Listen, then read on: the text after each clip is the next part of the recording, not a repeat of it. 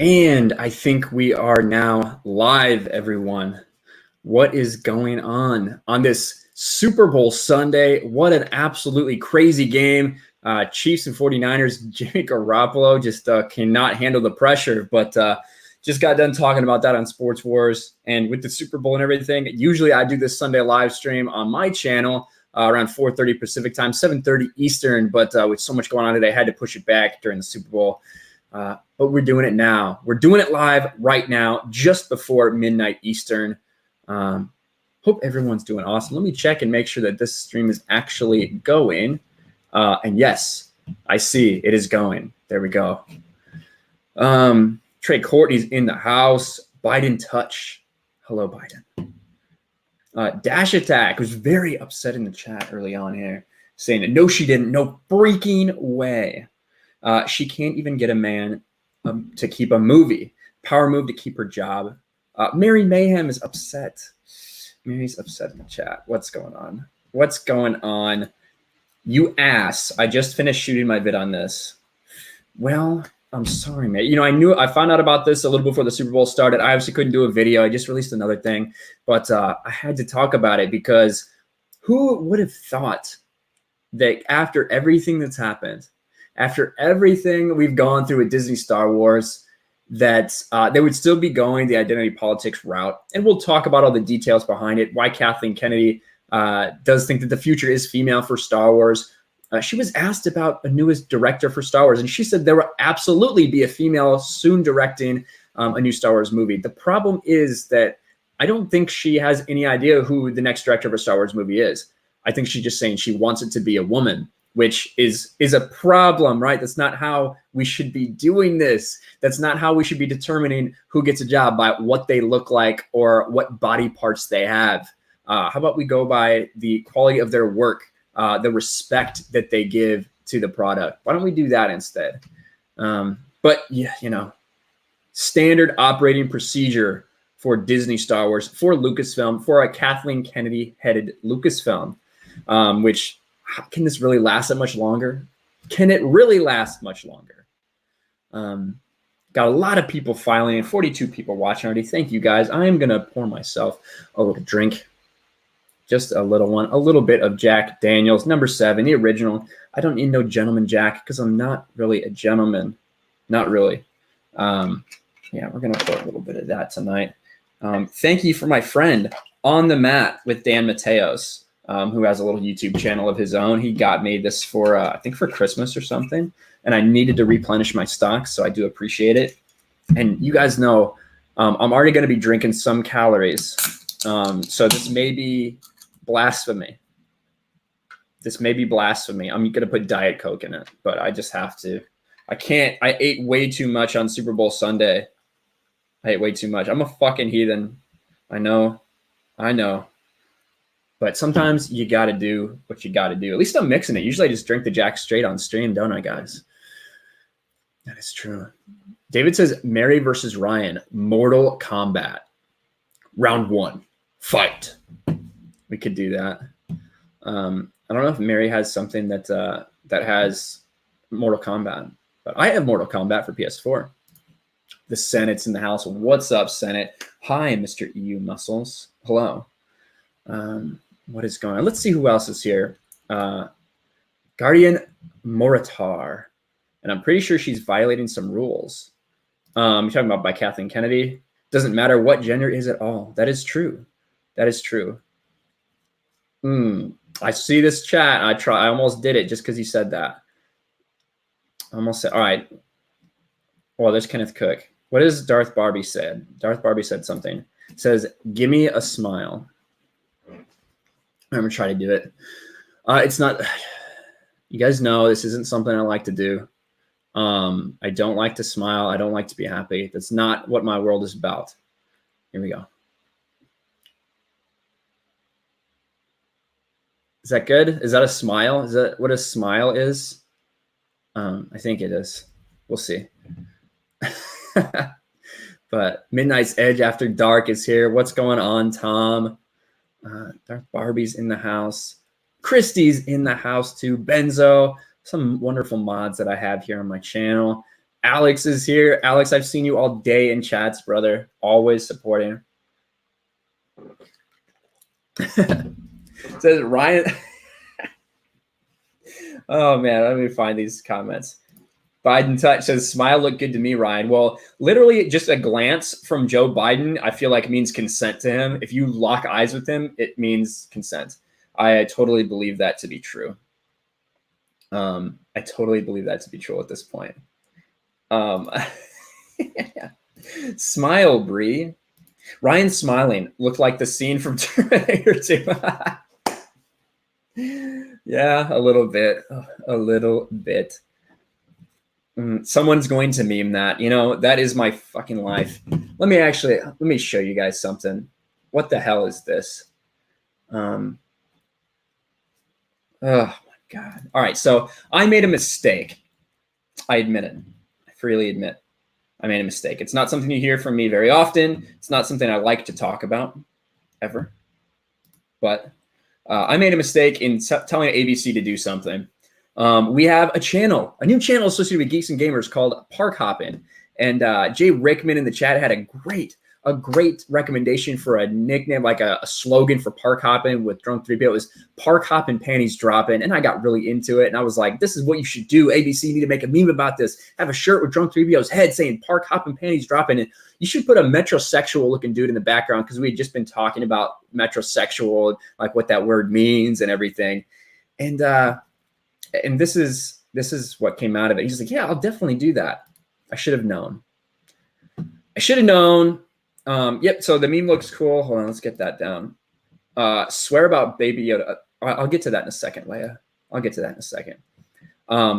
So there we have Drunk 3PO on. That looks actually like a picture of me. Wait.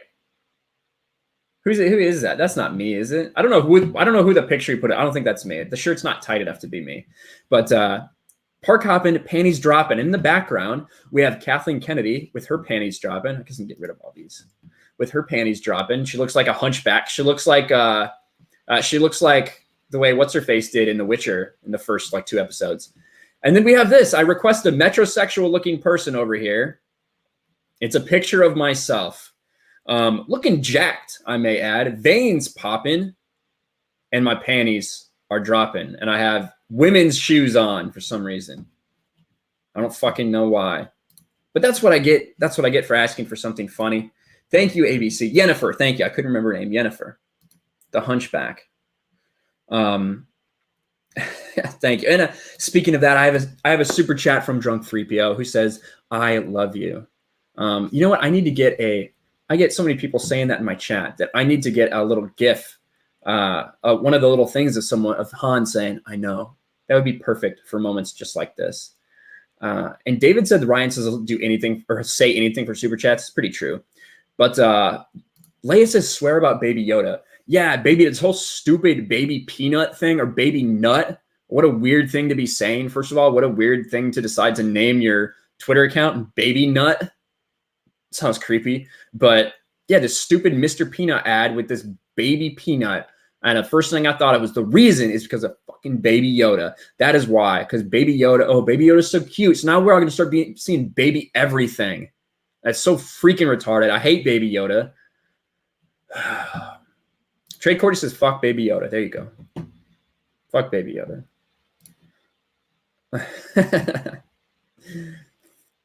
Yes. Hillary Kennedy. Ooh, good nickname. Good nickname. Baby Yoda should have the fucking Disneyland castle dropped on his ass. That is true. Or just an axe. A lightsaber. A vibroblade, maybe. I don't know. But, all right. But thank you. Don't forget Baby Sonic. God, I'm sure that we have Baby Sonic. God. All right. So we had a couple things to talk about. The first thing I just decided to title about was Kathleen Kennedy because that was the thing that I mostly wanted to talk about here. Let me do a couple things real quick. Let me check my DMs. Make sure I don't have anything too crazy going on.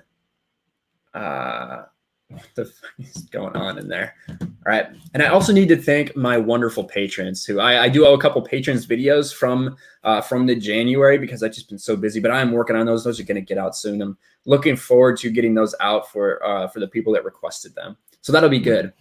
But thank you to my wonderful patrons who, without who I could not make this happen. I couldn't be able to devote as much time and effort into doing this on my channel, to doing all the Sports Wars stuff, the gaming with geeks and gamers, all of that. Takes a lot of time, and this is obviously isn't my full-time job, but my patrons help me out so much, and I appreciate you guys. So thank you to Teresa Martin, Storyman Jack, also known as George Big Dick Lucas, Mexican Iron Man, Lost Jedi 22, Neo Valentine, and D Larkin, Trace XL, The Geek Blend, Mary Mayhem, What an Ass, What a Bitch, What a Cuck, Rosetta Allen, Bionic Belly Button, RC from the NYC, Riff Magos, Thick Karen, AFK Bard, RR, My Nerdy Home, who's in chat right now, Raging Rhino, Seth Saunders, Alex McCarthy, Trev Fishbein, Geeky Candy, and Wesley Semple. Thank you guys all so much. I really do appreciate you guys. And I saw a super chat from my favorite doggo. You know, we used to be enemies, but I stood my ground about Baby Yoda. And Leia came around in the end to the Baby Yoda hate.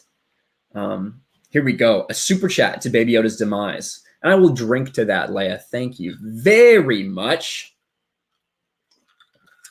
And then it's the cheers. Fuck him. That is true. Fuck Baby Yoda. There we go. And Soupful says, I like your recent haircut and style, Ryan. It's cool. Well, thank you. I appreciate that. I did get a haircut within the past week or so. Dash Attack says you're awful.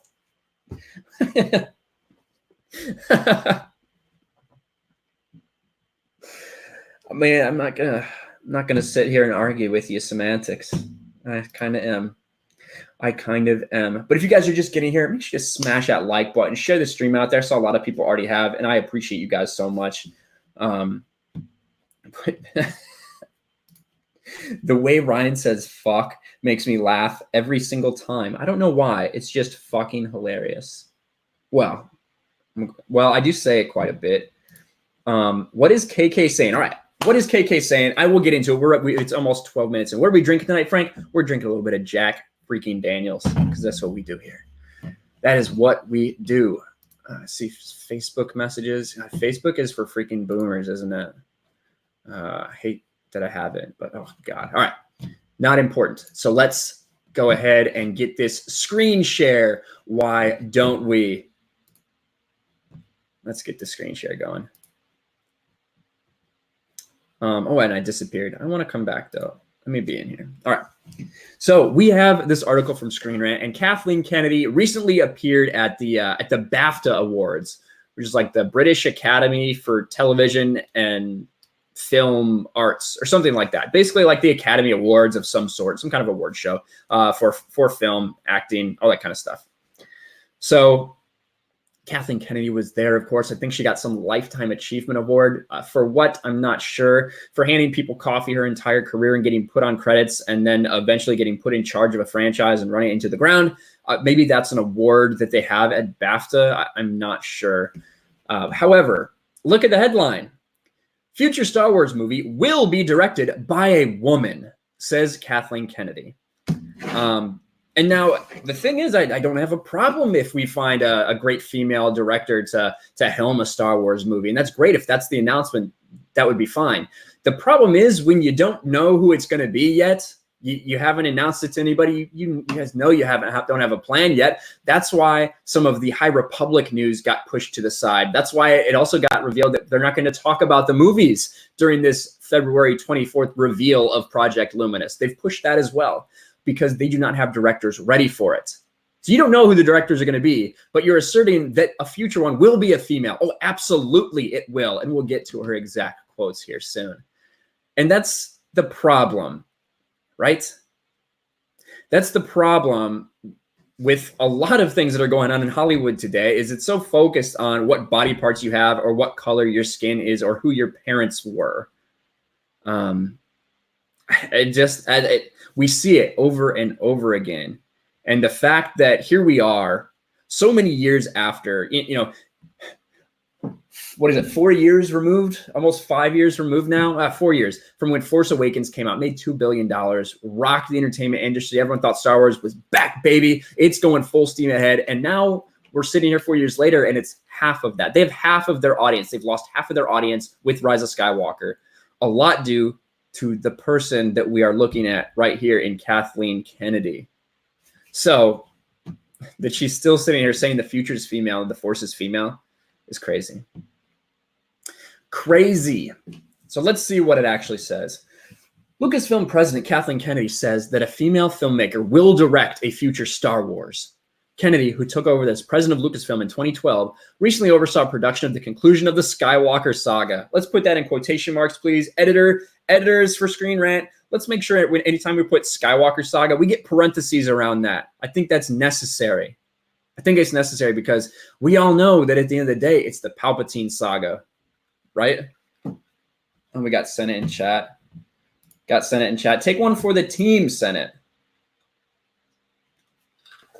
Take one for the team. Kathleen needs a good dick to calm her arse down. Maybe. Maybe she, I'm not going to say that. That's mean. That's mean. I won't say it. Let's see. Aside from finishing up the stories seeded by Star Wars creator George Lucas, The Rise of Skywalker is also notable for being the first Star Wars feature with a black female second unit director. Wow. Did anybody know that or care? No, I don't think so. Are you talking about the person who like the second unit, the one who films like the backgrounds of stuff, like the wide shots, the things like that? Is that what you really want to write home about? No, I'm not going to say it. Maybe if I drink a little bit more. Maybe if I drink a little more. Rookie Critics in the house. What's up, Rookie? Here we go. The Rise of Skywalker. It was notable for Star Wars movie to feature a black female second unit director. Yes. Let's really write home about that. Everyone's so excited. 19K Fox says, why does that shit matter? It doesn't. Raging Rhino. Who cares? Agreed. Rise of Skywalker director J.J. Abrams hired Victoria Mahoney after calling fellow filmmaker Ava DuVernay, who made A Wrinkle in Time, the garbage movie Wrinkle in Time that was an absolute flop.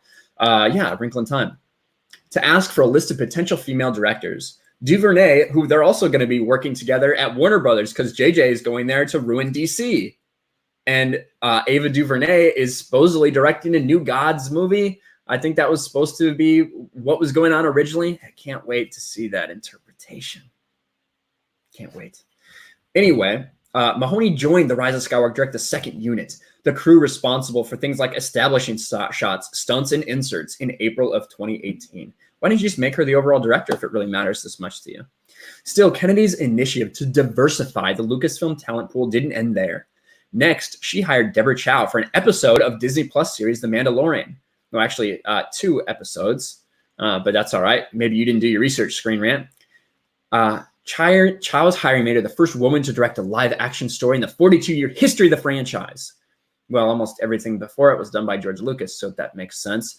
And then actress Bryce Dallas Howard, who also directed an episode of The Mandalorian, became the second. And I will say this, and I think a lot of people will, not everybody, but I think some people will agree with me, that Deborah Chow did a fine job in her directorial debut in Star Wars with The Mandalorian. I thought her episodes were some of the stronger ones. Episode 3 was pretty good. Episode 7 was really good too. I think it was followed up by a little bit weaker episode 8 by, ironically, Taika Waititi, a guy who has a lot of experience in these big things in Hollywood. But yeah, she was pretty strong. Now, if you look at Bryce Dallas Howard, that was an absolutely trash show. Episode 4 of The Mandalorian was garbage. It was like a CW show, which, listen, I've watched a lot of CW. That's all right. I used to be really into the CW shows until they just got too much. It got too woke. The dialogue was so bad that it just wasn't worth watching anymore, even if I liked the characters. And you see right here, my nerdy home, Steph says, JJ's going to massacre my boy. Yes, he's going to massacre Superman and everything to do with DC. Well, the story is from Screen Rant. But the tweet is from BBC. The story is actually from BBC. It's just Screen Rant picking up on it. So it's true. Don't worry about that. Frank Hernandez, Philippine $50, I think. Kathleen and Baby Yoda can piss off now. F Disney. That's true. Where's Critical Drinker? I'm sure Critical Drinker. Fuck off, Kathleen. Absolutely. But let's move on. The BBC News, like I said, here it comes. The BBC News. Oh, I see Rosetta is talking about Cancel Me. I got you. You see this? Ryan is talking to everyone but me. Listen, we got almost 100 people in here, and I've only got 7 people on here. But I see you, Rosetta. It's talking to everyone but you. Cancel Ryan. Yeah, I see you now. Sorry, I'm triggering you, Steph. What can I do? What can I do? The CW is. You shouldn't be upset. CW is for girls. It's what it's for. At least that's what it's become. That's kind of how I see it anyway, which is fine. And I used to try to enjoy those shows. First couple of seasons of Arrow, I really liked. First couple seasons of Flash, I liked, and then it just, God, they got on that woke train and they just started trying to go 88 miles an hour, just like Back to the Future 3, and it was rough. It was rough. I can't see everything. What's that? For girls with no taste. Ooh, that is harsh. That is harsh. I never said no taste. But anyway, BBC News caught up with Kennedy on the BAFTA Awards red carpet, where the producer was headed inside to receive the prestigious BAFTA Fellowship Award. She renewed her commitment to hiring a female director for a future Star Wars theatrical release. We've got 2 or 3 fantastic women working with Star Wars, and we've just brought in Deborah Chow, who's doing the Obi-Wan series. The Obi-Wan series, which has been delayed because you need to rewrite the scripts, right, Kathy? When asked, and here it is, here's her quote. When asked if a Star Wars movie will get a female director soon, Kennedy says, oh, absolutely, without question. Absolutely, without question. So here is the tweet from BBC, the verified BBC News Entertainment. Kathleen Kennedy, BAFTA Fellowship recipient, says there will be a female director in a Star Wars movie. Yes, they did misspell it. They misspelled Star Wars. They said Star Wars. Maybe you can mix up a couple other things. Maybe a T somewhere else, and that might make sense with what she's saying. I don't know. Maybe that's to me. There are already a couple on TV series Mandalorian. Kennedy's mission to diversify Lucasfilm has been a key focus for her time as the company's president. Yeah, it has been. It has been one for J.J. Abrams and Bad Robot, too. We saw an interview with him on Collider talking to Katie McGrath about their what a focus they put on diversity, on making sure that a certain percentage of their staff are this, a certain percentage of their staff have this, because that's what really matters. Not story, not cohesiveness, not continuity, none of this shit. How many fucking times? It's so frustrating to see the same thing happen over and over again. And you would have to imagine that, hold on. You'd have to imagine that at some point, someone would realize what's going on and say, Kathleen, shut the fuck up. Or Kathleen, you're fired. Is it because she's a woman? People say this all the time. Does she have something on someone? I don't know. But it's crazy to me that they're still letting her go out there, that she hasn't been fired yet. And I know this movie made $1 billion. When you look at the financials, go look at what Odin's been breaking down. Go look at what people like Clownfish TV have been breaking down. When you look at the budget and you realize that this movie is not very profitable. It's made about $100 million. It's made about $100 million as of right now when you factor in all the budget stuff. That is not a lot. It's not a lot of money with what you're talking about investing. The $4 billion up front, not to mention about the $350 that it cost to make this movie, the probably hundreds of millions that it cost to market it. You're not getting your money back. They cannot be happy with what is going on. And the fact that Kathleen Kennedy continues to go and say these things, she doesn't know who the next director is going to be, but she's saying it will absolutely be a woman because they don't care about who's best for the job. They don't care. All they care is about the identity politics. All they care about is the virtue signaling. And now listen, if that person is like Deborah Chow, I think it's maybe a little early to give her that, but at least she's shown some capability. But if it's going to be her, have it be her. She's already there. She already works for you guys. Announce it already if that's what you're going to do. Don't tell me that it's, oh, absolutely a female is going to direct Star Wars when you don't know who the next director is. You're just saying that you want a female to be one. That's how a lot of this shit starts. Somebody's asking what is going on. Someone's asking what is going on. Well, this is right here. This is the tweet from BBC. They interviewed Kathleen Kennedy on the red carpet for the BAFTA Awards, whatever that is. It says there will be a female director on a Star Wars movie.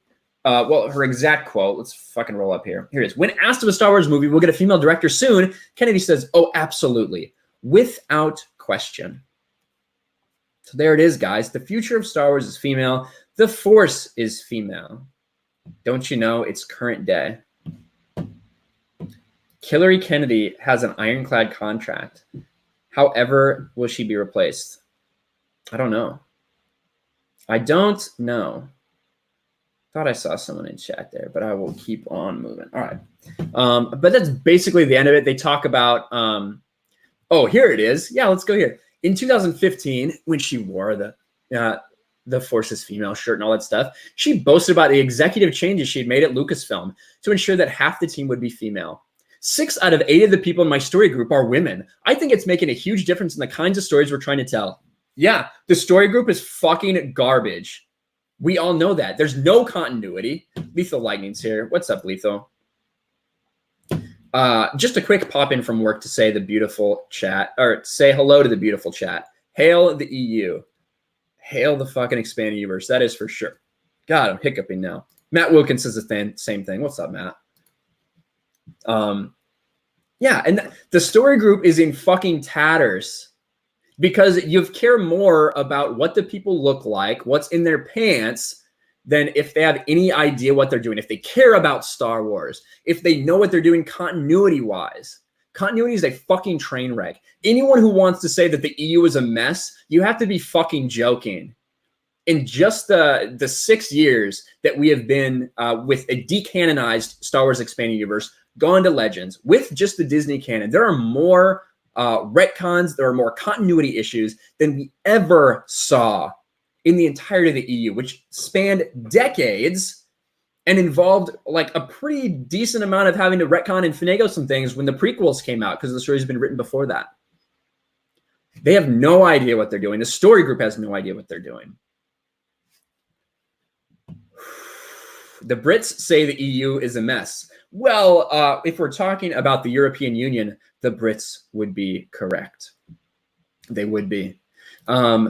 And we have a $4.99 super chat from The Geek Blend. What is up? And The Geek Blend, one of my patrons, go check out that channel. Go check out The Geek Blend. They do some cool stuff. They do a lot of drinking and reviews. They do some gameplay. They do some just Star Wars talk. Awesome new up-and-coming channel. Go subscribe to them, guys. We got 100 people in chat. If somebody could, if one of the mods could grab the link to The Geek Blend, I think it's also in the description of the video as well. You can go check them out. Awesome channel. $4.99 super chat. Thank you, brother. Can't we hire on skill and resume for fuck's sake? She must have major dirt on Iger or something. Get rid of her, damn it. Cheers, Ryan. Cheers, brother. Appreciate it.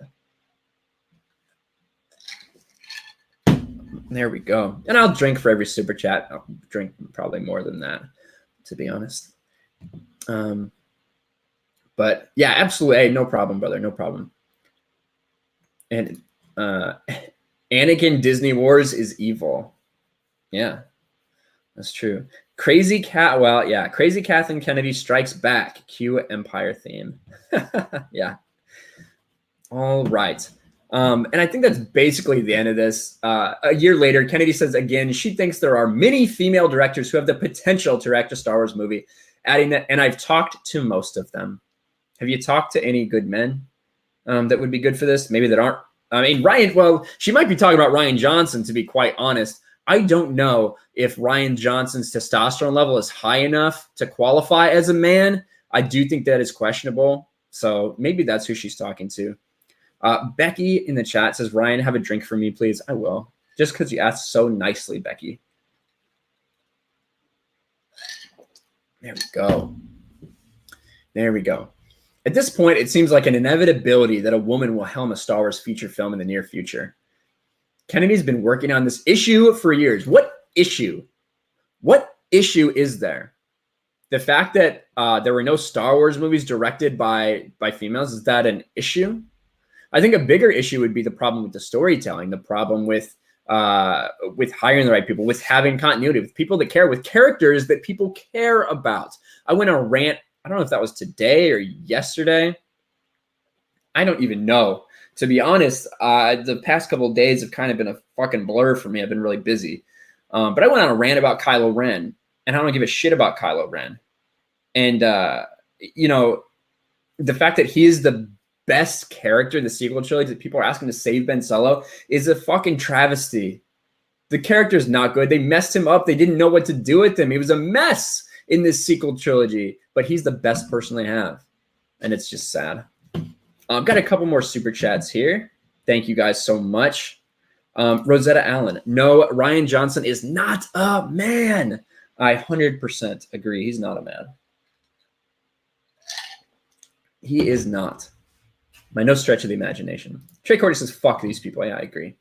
And then Lost Jedi 22. Again, Rosetta Allen is one of my patrons. Lost Jedi 22, another one of my patrons. Thank you guys so much. $5. It's just job protection. Not only would Bobby have to fire a woman executive, he now has to fire the one that would have hired a female director too. Ooh, never thought about it that way, but that's true. That is true, Lost Jedi. That's a great point. Ooh, Leia asks a great question. Bitchlo Ren or Baby Yoda? I guess if I had to choose... if I had to choose, it would probably be Bitchlo Ren. Because at least there's enough people that still think Kylo Ren is stupid. Everybody loves Baby Yoda. So that's what I'll say. Ooh, bold from Blake. He says Rian Johnson is a beta male who gets fucked in the ass with a strap on. Listen, I can't confirm that. I cannot confirm that. That is a rumor. That's a rumor. Ren because he's dead anyway. Yeah. There we go. All right. Yeah, so that is basically what's going on. I'll even show you the tweet right here. Kathleen Kennedy, and you can see right here, Star Wats. Let's see. Is there any good responses? Oh, no. The Star Wars fans are going to have a fit now. Let's see what I say. Yup. Yeah. I'll just say, yup. There we go. Trace XL, $5 super chat. Thank you, Trace. Another one of my wonderful patrons. You guys are awesome. $5. The optics of releasing Kennedy are a major reason why she's still in her position. Any man would have been released ages ago, and we all know it. Maybe, maybe definitely. I think we'd have to assume it's been so bad. Everything about Lucasfilm, about Disney Star Wars has been so poorly mismanaged. So I would have to imagine that you're right. However, I guess we can't underestimate their incompetence at this point. But I agree with that, though. The optics would be so bad, Trace. You're 100% right. And again, thanks for the super chat, man. Thank you for the super chat. Rosetta Allen I got a drink. Hold on. Rosetta Allen for $2. Baby Yoda for trash compactor. No emotional manipulation. That is right, Rosetta. That is right. There we go. I needed more drink, though. Would I fuck a Porg or Kathleen Kennedy?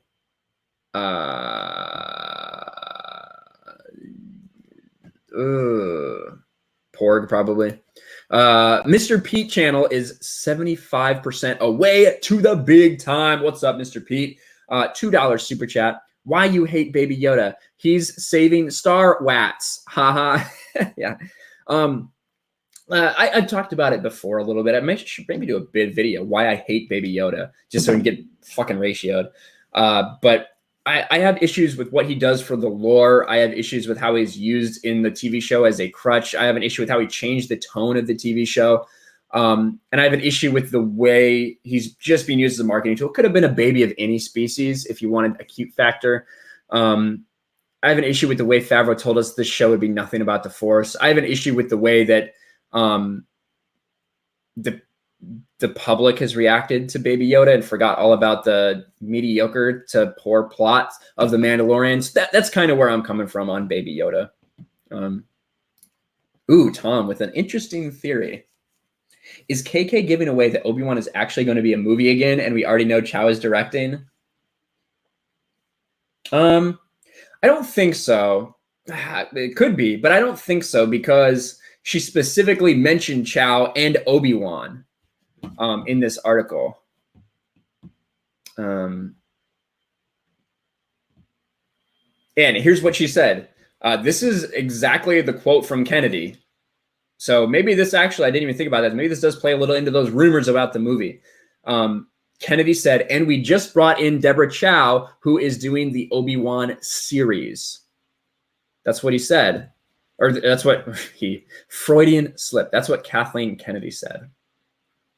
So maybe it's still a possibility. We definitely have heard those rumors though, for sure. And I owe Mr. Pete a drink. So I will do that right away. Right away, kind sir. God, that's like something Darth Barbie would do on her chat. I don't know why I just did that. Just randomly accents or something.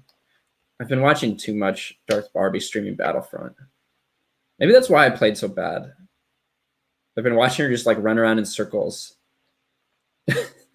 That's not true. Darth Barbie is actually getting very good at Battlefront. If you guys aren't subbed to her channel, you should definitely check it out. As soon as this foam goes down a little bit, I will take a drink for you, Mr. Pete. And I saw another super chat as well from Lost Jedi 22. Let's set up a GoFundMe to buy a Baby Yoda to burn. I've said multiple times. Oh shit! I should have some stuff to show that people sent me. Thank you for the reminder. If you send me a Baby Yoda with no other instructions, just a Baby Yoda, I will burn it. I will destroy it. I will make a video about it. I will post it. We will watch Baby Yoda go up in flames. It'll be awesome. If you send me a Baby Yoda, which Teresa, one of my wonderful patrons, Teresa Martin, has said she's going to send me a Baby Yoda that she crocheted by hand. If you do that and you put instructions or DM me or something and say, hey, I'm sending you a Baby Yoda. Don't destroy it. I want you to put it up, on your wall. I want you to keep it. It's for you. I will not destroy it. I'm not that evil. I'm not that evil. So that's 2 drinks I owe everybody. A 1, a 2. All right. 2 drinks. Thank you guys for the super chat. You guys are freaking awesome. Dead Porg. I don't know what's going on. Ruthie's here. What's up, Ruthie? Well, Tom said something there. I lost it. God, Stream Live sucks sometimes. Burn Baby Yoda's ass off. That's right. That's right. I guess I can probably take this off now. It can just be me. Should have done that a while ago. You are awesome, RK. Be good. Well, thank you, Soupful. I appreciate that. And then here's Steph with a $5 super chat. Kathleen Kennedy can suck a dick. Her shit leadership is the reason Star Wars sucks now. That is true. That is true, Steph. I think so much of the blame for what's going on is Kathleen Kennedy. And it's a shame that George Lucas handpicked her to take over for him. And I do think you have to keep that in mind, that this is the person that George Lucas wanted to turn it over to. He thought she would respect his legacy, and it was a mistake. It was a definite mistake by George, and then just a travesty for Kathleen Kennedy to betray him like that, and for Bob Iger to betray him, like he talks about in his book and freely admits. But thank you for the super chat, Steph. Another one of my patrons. My patrons show me a lot of love tonight because they're freaking awesome. And Steph's also, I see Christy just put her link in the chat as well. Subscribe to Mind Your Home. Everybody that's here and sending super chats and supporting, subscribe to their channels. Everybody that's linked in the description of my patrons, subscribe to their channels. They're awesome. Shadow Dragon says, everyone bribe Ryan to burn the Baby Yoda crochet. I will not. I know how much work that is. If someone crochets something for me and sends it to me, I would never burn that if they didn't want me to. I just wouldn't, because that is just fucking cruel. Listen, I am not a nice person, but I can be sometimes. But in general, I would say probably not the nicest. However, I would never do that. That is just mean as hell. Kathleen Kennedy to be left on Snake Island. Interesting. Yeah, and I had a couple other things I want to talk about too. Why don't I go ahead and pull up that collider? I did a video on it that I thought it was pretty big and interesting news. Nobody really watched it, but that's fine. J.J. Abrams diversity, and I spelled diversity wrong in my last Google search. I'm a fucking idiot. Let's see if I can find that. J.J. Abrams diversity collider. Collider, I barely know her. Let's pull that up. Lethal Lightning with a $2 Australian super chat says, who cares what she says? Let it do it. We have the EU. We have the EU. That's what Lethal says. And I agree, we do have the EU. Hail the fucking Star Wars Expanded Universe. Listen, guys, if you're new to this channel, if you've never read the Expanded Universe, we do a little book club. We just did the middle book of Darth Bane, Rule of Two. It's an awesome series, awesome trilogy. All this stuff behind me. Well, it's covered a little bit because I've got Kobe's jersey up. Rest in peace, Kobe Bryant, 100%. But oh, look at my cool little flash thing. I just got this, Lethal. Look at that. I got this little flash light up thing. It's pretty cool. But anyway, all of these books, all these comics that I have down here, they're all Star Wars Expanded Universe. And all these Star Wars stories are a fucking 100 times better than the shit you're getting from Disney Star Wars. I implore you to start reading them if you haven't already, because they're so much better. So I'll take a drink for you, my friend. Fuck them Wookiees, says Lethal. And then another super chat, Philippine 50 from Frank Hernandez. I'll send Baby Yoda with a lot of Rose Ticos to burn. Oh, bring them on. I will burn them. I will burn the shit out of them if you send them and that's what you want. My P.O. box is in the description below. It's been below of every one of my videos. If you guys want to check, it's a P.O. box in Chula Vista, California, which is a suburb of San Diego, which is where I'm at. So thank you for the super chat, Frank. I will drink to that, sir. Thank you. Let's get that off. Oh man, they are coming in hot, guys. This is awesome. The Geek Blend, $5 freaking. Would you want to give Lucas full control? I know there are rumors about it. I'll drink when you drink too. Well, with that being said, drink. Would you want to give Lucas full control? Yes. Yes, I love the prequels. There's some issues with them, no doubt, but there's also no doubt that it is one cohesive story, that is one singular vision told from the creator of this franchise.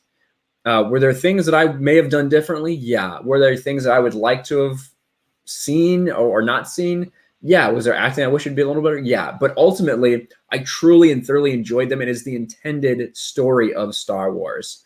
And yeah, I would want Lucas to come back. Do I think these rumors have really any truth to them? Not much, to be honest with you. I just don't. I don't know. Maybe. Maybe. Wouldn't that be crazy for Lucas to sell Star Wars for $4 billion and then have them come back and have them still have control of it? So you get $4 billion to sell your thing, and then you still get that thing in the end. But I don't know. We'll see. I don't know if they have the guts to go back and do that. But I think he would love to return on a horse with this triumphant return. The knight who is going to save Star Wars again. After everyone was hating on him a little bit, not everyone, but some people were hating on him for the prequels, which is probably one of the reasons he decided to sell it. So, and a couple super chats right here. Trace XL, $2. The EU is canon. I don't care what Disney says. Well, hail, Trace. Another one of my patrons. Thank you, brother. There we go. And Trev Fishbean says he just got here. Gonna watch from the beginning. Hope it's a good show. I think it's been all right. We're talking about Kathleen Kennedy wanting to do another Star Wars, wanting to have a female direct Star Wars. For no other reason than the fact that it's a female, which, you know, is an issue. But thank you, Trace. Appreciate you, and hail the expanding universe. Raging Rhino, Australian, $2.99. That didn't really sound Australian. It sounded English. Australian, $2.99. It sounds a little more Aussie. If we don't get answers to Baby Yoda power, it's over. Yeah, and that's one of my things is you got to explain how they're able to use power like that. If you don't, then literally every child who's force sensitive in the world has a potential to just fucking murder anybody. Come on. That's garbage. That is garbage, I say. But maybe that's just me. Let me go ahead and drink a little more.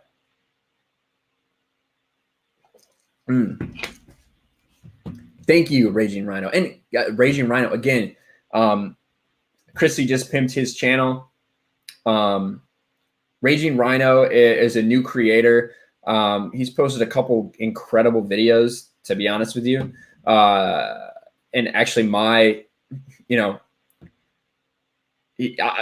just say this, that watching his breakdown of what the sequel trilogy really did to Star Wars, it was like kind of like Mauler, like Robot Head like. It's better than any content I produce, to be quite honest with you. So Raging Rhino, up-and-coming creator, excellent work, man, and definitely go subscribe to his channel. Someone's saying about send a 19K Fox to shoot up. What the hell are we talking about? Gun and Wings Zero, where do I start in the expanded universe? I personally would start at the Thrawn trilogy. If you want to look back in my channel history, like one of the first videos I did was where to start in the expanded universe. It's like maybe in my third or fourth video. That is some keys for what you like, maybe what era might be best for you to start in, and the books that I would start from there.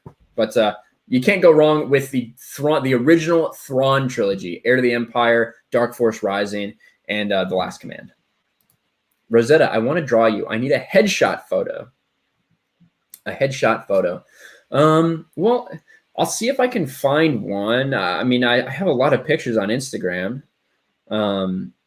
If you're not following me on Instagram, you should do so. The link, again, is in the description. I am on Instagram. I've been posting a lot of gym selfies. You know why? Because fucking Jeremy doesn't like gym selfies. It pisses Jeremy off when I post gym selfies. So I'm just going to keep doing it because fuck Jeremy. Hashtag cancel Jeremy. Doesn't like when I post shots of me in the gym. I don't know why. I don't know why. It's a little fucking pet peeve of his. But he bitches about it for no reason. He never even fucking looks at Instagram, yet he bitches that I'm posting headshots on there. So, yeah, I'm just going to fucking keep doing it. Because, yeah, and it inspires me to keep working out. I will be very honest with you guys. It has been tough with everything I'm doing on YouTube to get to the gym on a regular basis and still see my family and go to work. So, it's definitely something I struggle with, over the past, 6 months or so. As what I've been doing on YouTube has increased, it's been hard to keep that gym time consistent and to keep a high effort. So, but one of the things is truly by posting on Instagram, I feel like you kind of, I feel like it's a way to like hold yourself accountable in a way, letting everybody know that you're there. And yeah, so I don't know why I'm talking so much about gym selfies, but yeah, I should have plenty on there, Rosetta, if you don't have one already, but just DM me. I'm sure I can find something for you. If you want to draw me, I've never been drawn before. That sounds crazy, but yeah, take your shot. I know you're an awesome artist, so I'm sure it'll be great. And I will drink for your super chat. Thank you. All right. What else do we have here? Do a Canadian accent. It says do a Canadian accent ? Do a Canadian accent, eh? I don't know. That's my best shot. I've heard Mark the Cyborg do a Canadian accent. It was like one of the worst things I've ever heard. is like horrifying. I feel like Darth Barbie doesn't have an accent. I don't know. Maybe she's not really Canadian. Maybe she's a freaking poser. Do you guys ever think about that? That maybe people on YouTube are just like completely like making up everything about themselves. So maybe they say they're from San Diego. Maybe I could be anywhere though. I could be in Tahiti. I could be in the Bahamas. But I guess it'd be silly for me to have you guys send to a P.O. box in San Diego if I was in the Bahamas. But I don't know. Jeremy also deletes videos. Why'd you delete the video, Jeremy? Well, I mean, I can tell you the same thing. You know, I unlist all of my streams just because it is, you know, just because it's not conducive to the algorithm. One of the big things, evidently, when YouTube is looking to recommend your videos is how long people are watching it, right? So and it's not based on a time necessarily, it's based on the percentage of the video. So if I have a 10-minute video and people watch for 5 minutes, you know, and people watch for 5 minutes, that's a 50% watch time for my video. That's pretty good. If you're getting a little over 50%, that's pretty good because it means a lot of people are watching all the way through, and there's some people that kind of click on and then click off. So if you're at like 55 or 60, that's really solid for a video, for you to have that kind of percentage watch time. Unfortunately for streams, since people can't watch 2 hours worth of content or something, you know, streams, you're going to be lucky if you have them watch for like 10 to 20 minutes, which may only be like 10 to 12% of a stream. So it doesn't recommend your stuff that much. And then your channel just doesn't get quite recommended as much. So that is one of the reasons why that a lot of people feel, and no one really knows for sure because it's YouTube, but a lot of people feel that unlisting your long live streams can help. Obviously, that's not the case for some things because you know, you look at people like Mahler who do like 2.5, 3 hour videos. That's their algorithm though. That's what people are used to and what they've established on their channel. For me, people like me that do short videos, you know, don't unlist the live stream if you are not monetized and want to increase your hours though. That is kind of true, Christy. So you can still, yeah, obviously you want to get views on them, but what you can do is create a playlist with your live stream so people can watch those, but they still remain unlisted, but you can still have them on a playlist. And people that have the link can still watch them and things like that. But yeah, that's true. If you want all the watch hours you can, yeah, you don't. But they won't like disappear or anything, not unless you like private them and delete them, as far as the hours go. But I wanted to get to this Collider interview. That's what we were talking about forever ago. Lost my train of thought. Let's get this back up here. And I think this plays in a little bit to what we heard. Okay, I got you, Rosette. I see that. Let's see if I can do this here. You guys want to see an epic computer moment? Look at this. I'm making it bigger. That's what she said. All right, J.J. Abrams and Katie McGrath. Katie McGrath, who was also very influential in trying to get Johnny Depp Me Too'd and Johnny Depp canceled after the Amber Heard shit. We all know how that's ending up now. Not going to talk about that necessarily today, but yeah, Katie McGrath, bitch. Anyway, J.J. Abrams and Katie McGrath on the importance of representation in Star Wars. The new Star Wars trilogy, The Force Awakens, Last Jedi, Rise of Skywalker, garnered quite a bit of fan attention, both ebullient, negative, and everything in between. That is true. But we can all agree on one thing. Can we? It's incredible to see the galaxy populated by different faces and types. Representation matters in the media, and the new Star Wars properties have done a great job of giving underrepresented communities heroes to look up to. Where am I at? I totally lost my spot. Maybe I've drank a little. Per Variety, at the 2020 Upfront Summit, Force Awakens, Rise of Skywalker writer-director J.J. Abrams and Bad Robot co-CEO Katie McGrath spoke to a room full of influential people about why they focused so much on representation and why we all need to do the same. Because don't you know, this is how you should act, guys. Just like this, just like I say, just like we say, this is what's important to us. And And we have a super chat from Sharon Marlowe, who does not like it when I say bad things about Baby Yoda. I'm sorry. It says, not your mom. You kids need to stop eating and picking on that Baby Yoda. That's what Sharon says. Well, thank you, Sharon. I appreciate that. I appreciate the super chat, but you know, I must do, or I have to do it. I must. Because Baby Yoda is my sworn enemy. So I will drink though, and I will thank you, Sharon. You're awesome. Yum. What's my favorite liquor? I drink Jack Daniels a lot. Mostly because it's relatively cheap. And it's decent, so that's usually what I drink. Thought I missed. No, I didn't miss anything. Sometimes it's tough to watch it go by, especially the $2 ones, because they don't highlight. So yeah, Baby Yoda is fattening. Now, if Baby Yoda is fattening, I won't eat him. That's true. I won't. But back to this.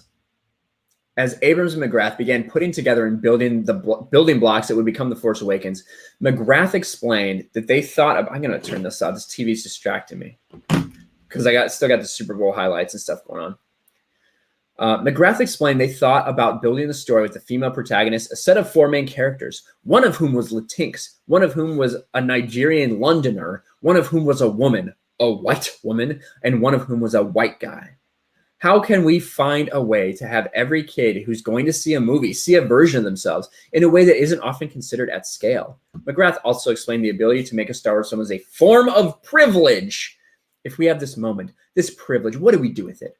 And not from a place of being preachy or feeding people spinach, just from a place of anytime you have privilege, you have an obligation, period. That's just how we try to live our lives. God, that is so cringe. God, that's so cringe. TT's just coming in. What's this about KK saying the future is female? Well, Kathleen Kennedy announced that even though they don't have any directors planned for Star Wars, this is why we're kind of talking about this Collider interview now, even though they don't know who's going to be the next director, when asked if it will be a female director in Star Wars soon, she says, oh, absolutely, that will be the case. Absolutely, we'll have a female director in a Star Wars movie soon. So meaning in the next couple years. That's what Kathleen said, even though she has no idea, because all these people care about is what is in your fucking pants or what's on your skin. Nothing else matters to them. But back to this paragraph. This is how they thought about building this story. Listen, I'm white. What if I was black and someone was like, we just need you because you're a black person. That's why we need you. We don't care about what a good actor you are. We just want black people. I don't know how I feel about that. I don't know. If I was Latino, same way. I can't tell you that I know how I feel, but it seems crazy. You're white. Do your parents know? It's funny. Both of my parents are full-blooded African. Yet this is how I came out. I don't know. I don't know what happened. That's all. But yeah, like that's so insane. Why wouldn't you just want to go to the people that have the best chemistry together? The people that have a care for this IP, the people that give the best performances. But no, you're looking for a Latinx, a Nigerian Londoner, a white woman, and a white guy. The fuck is wrong with people? Is that how people think? Like normal people. Do normal people go around? If I get a project at work, right? And I won't go into my work, it's not important. But if I get a project at work, and I think about who I need to be a part of it, so I need to get like 4 people. I don't think, all right, I definitely need to get a black guy. Definitely. And I definitely need to get a Hispanic woman. I need to get a white person to kind of even it out with me. That's what I'll do. No, I think who do I need? Who's going to be best for this job? Who's going to give me the best performance? Who's going to be reliable that I know I can count on? Who's not going to be any problems? I don't have to worry about them getting a DUI, not being available, something like that. That's what I'm thinking about at my job. And I think that's the majority of people. That's how normal people think. Who is the best for the job? Not what color they are, not if they have, not what equipment they have in their pants. But moving on. And let's get to the bad robot rule. This is the best part, guys. There's a rule involved. And I've only said this, I think, once today, but listen, guys, if you have not yet, please smash the like button. If you haven't subscribed to the channel, please subscribe as well. Turn those notifications on so you know when I'm going live, you know when I post new videos, all of that good stuff. I'm kind of hiccuping because I've drank a little bit. My bad. And I drank kind of quickly. But let's get to the bad robot rule. Abrams spoke about he and McGrath have implemented a bad robot rule, a method of ensuring the folks who make decisions represent the populations they serve. By McGrath's methodologies, half of everyone interviewed for any job should be women, with at least 40% of these figures people of color. And I saw a bunch of people today, I don't know what the case was, I saw a bunch of people saying, I fucking hate it when people call me a person of color. So, and like I said, I can't relate, so I don't know. But evidently a lot of people despise being called that. And Bad Robot walks their walk too. Their staff is 55% women and nearly half people of color. Abrams finds this makeup to be exceptional. But it sounds like they've overdone it. There's not enough white people on staff there. They need to fire some of the people of color, I guess. Yeah, I'm highly disappointed there are no transgender handicapped Eskimo actors in Hollywood. It's disgusting. Snoke's missing hairpiece. She just won a BAFTA, so suck it, stupid head. Yeah, she won a Lifetime Achievement Award for bringing coffee to people, having her name written on other people's work. What else? What was a Lifetime Achievement for? Taking over a franchise that was worth so much and meant so many people, and absolutely fucking running it into the ground.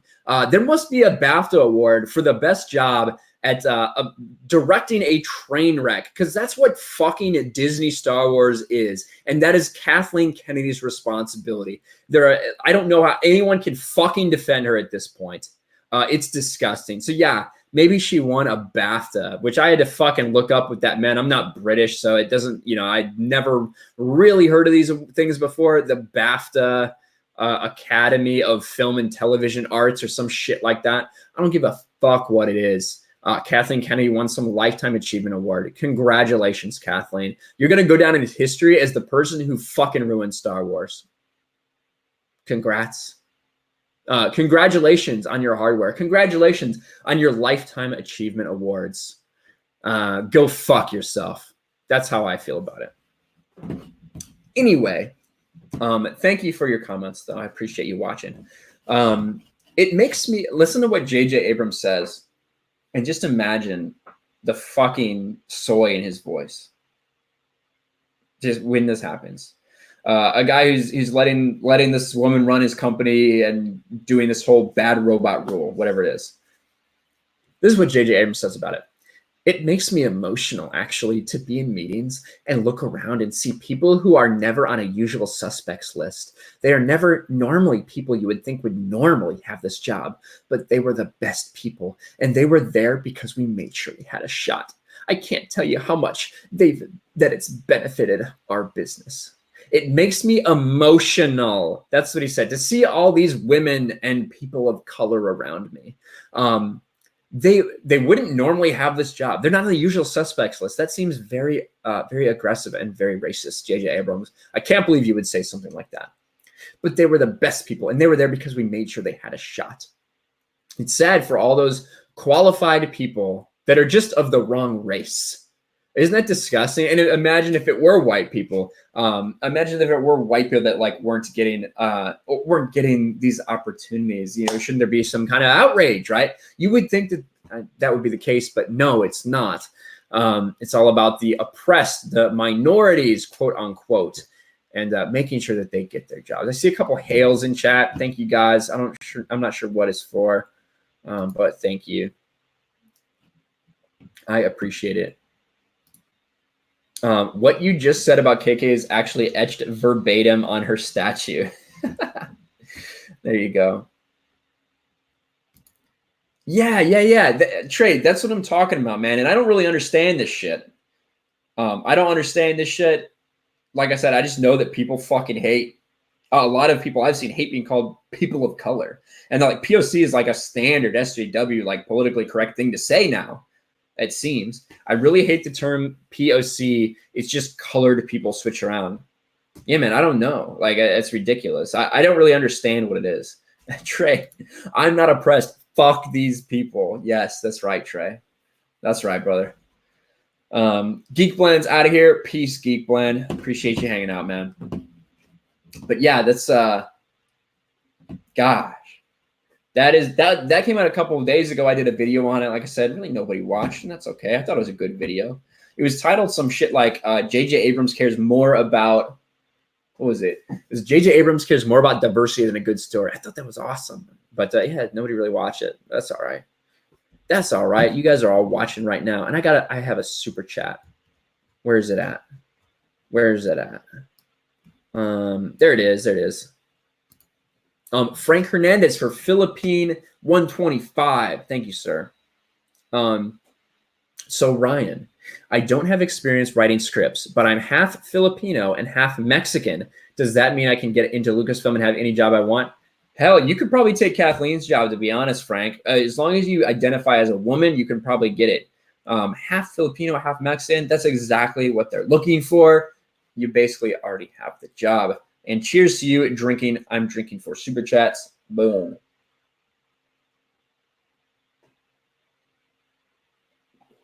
Yum. Here we go. Here we go. All right. Thank you for the super chat, my friend. I do appreciate it. And yeah, God, it's just freaking ridiculous. Let's see. Let's see if there's any more funny responses. That video is good, Lou. Thank you. And listen, a lot of people, I'm going to be honest right now, a lot of people in this chat, including Lou and a bunch of other people, basically all my patrons, I love you guys so much, watch every single one of my videos and comment on every single one of my videos. And I'll just say it's incredibly appreciated when you see all the same people enjoying it, whether you guys agree with my take or not. Obviously, not everyone's going to agree with everything all the time, and that's fine. You can't, not everything that every single person says. Like, if you unsub to someone just because of one thing you disagree with them, you're not going to be subbed to anybody. But I do appreciate all the people that take the time to watch the videos, that appreciate me, that comment on everything. It's awesome, and it's moving to have that many people care about what you're putting out on a day-to-day basis. And I really do appreciate all the people that shared out on Twitter too. I'll be honest, I have been fucking lazy lately about getting my stuff shared on Twitter. And it's not so much that it's lazy, it's just that I've been so busy. I've been so it's stupid. I'm not going to talk about it. I've been really busy lately with work and with some stuff going on in real life and with everything I've been trying to do on YouTube. So for the people that share my shit, I'm highly appreciative. I see a lot of people saying that Ryan's being nice right now. I'm fucking unsubbing. All right, I'll stop. I'm being too nice. I know I'm being too nice. I'm drinking. Maybe I get nice when I'm drunk. Maybe that's what's going on. So Trey Courtney, you're the shit. Thank you, brother. Appreciate you. A lot of people say I'm unsubbing. James Universe, what's up, James? Hey, James has an awesome YouTube channel too. He does a bunch of great reaction videos for trailers that are out there. He gets reaction videos out there freaking on point, immediately. James is an awesome dude, a big supporter of Geeks and Gamers, big supporter of a lot of people in this community, and I appreciate you, man. So thanks for hanging out. Thanks for hanging out. You need a happy face hat. You know what? Thank you for reminding me. Again, I need to be reminding again. Didn't think you'd be a sentimental drunk, disappointed. Well, that's the thing. Usually when people drink it changes them a little bit. For me, I'm a fucking asshole all the time. When I drink, I become a little nicer. So there you go. I got this hat today from RC from the NYC, one of my patrons. It is a Chicago Bears hat. Fucking bear down, Chicago Bears. It's awesome. RC from NYC sent me a couple things. He sent me an awesome Yankees hat in Padres colors that's sitting over here right now. It's sitting too far away, but RC is a great supporter, a great patron. And thank you for this gift so much, man. I unpacked it today. It fits like a freaking glove. Bear Down Chicago Bears, they get them next year. They will get them next year, I swear. Blake Hemla says you really need to drink. Well, freaking drink, brother. Do it. Unless you're not of age, then don't. The second Ryan is nice to Baby Yoda as the second I unsub. Well, there you go. And hold on. I see Jonathan Crichton in chat. Jonathan Crichton, what is up, my friend? I see you everywhere. Just ooga boogaaing. And I hope that by the time it catches up, because I just pulled the chat back up. I want to be the one to fucking yeet you from the channel, Jonathan Crichton. I do appreciate your dedication to your craft, though. I hate how YouTube, if you go off the tab, it takes forever to catch back up. So I think that Jonathan Crichton may have been yeeted already from one of my mods, and that's okay. Oh, yes. According to Christy, you got him. You freaking got him. That was so quick. That's all right. I really enjoy. Well, listen, I don't ban like anybody that isn't spamming. You basically say whatever you want as long as you're not getting me kicked off YouTube, which is why you can send me super chats that say fuck or shit or whatever. I hate it when I'm trying to super chat stuff and won't let me swear. But yeah, you can say anything you want in the chat. You can give shit to me, whatever, as long as you're not really insulting my mods or my mods or like my guests. I'm fine. You can say whatever you want to me, but don't spam. Because who can chat when you spam, you know? She was quick with that. Nope. Yeah, it was true. That was true, Trace. We have another super chat from Mr. Pete. He's 75% away to the big time for $5. Goodbye, RK. Lucas is a god of Star Wars, and Baby Yoda is his only begotten son. He who hates Baby Yoda hates life itself. Bye and down with KK. Yeah, that picture just blew up on the internet, didn't it? It did. I'm out of ice, but that's all right. Out of ice. Getting close to being out of drink, honestly.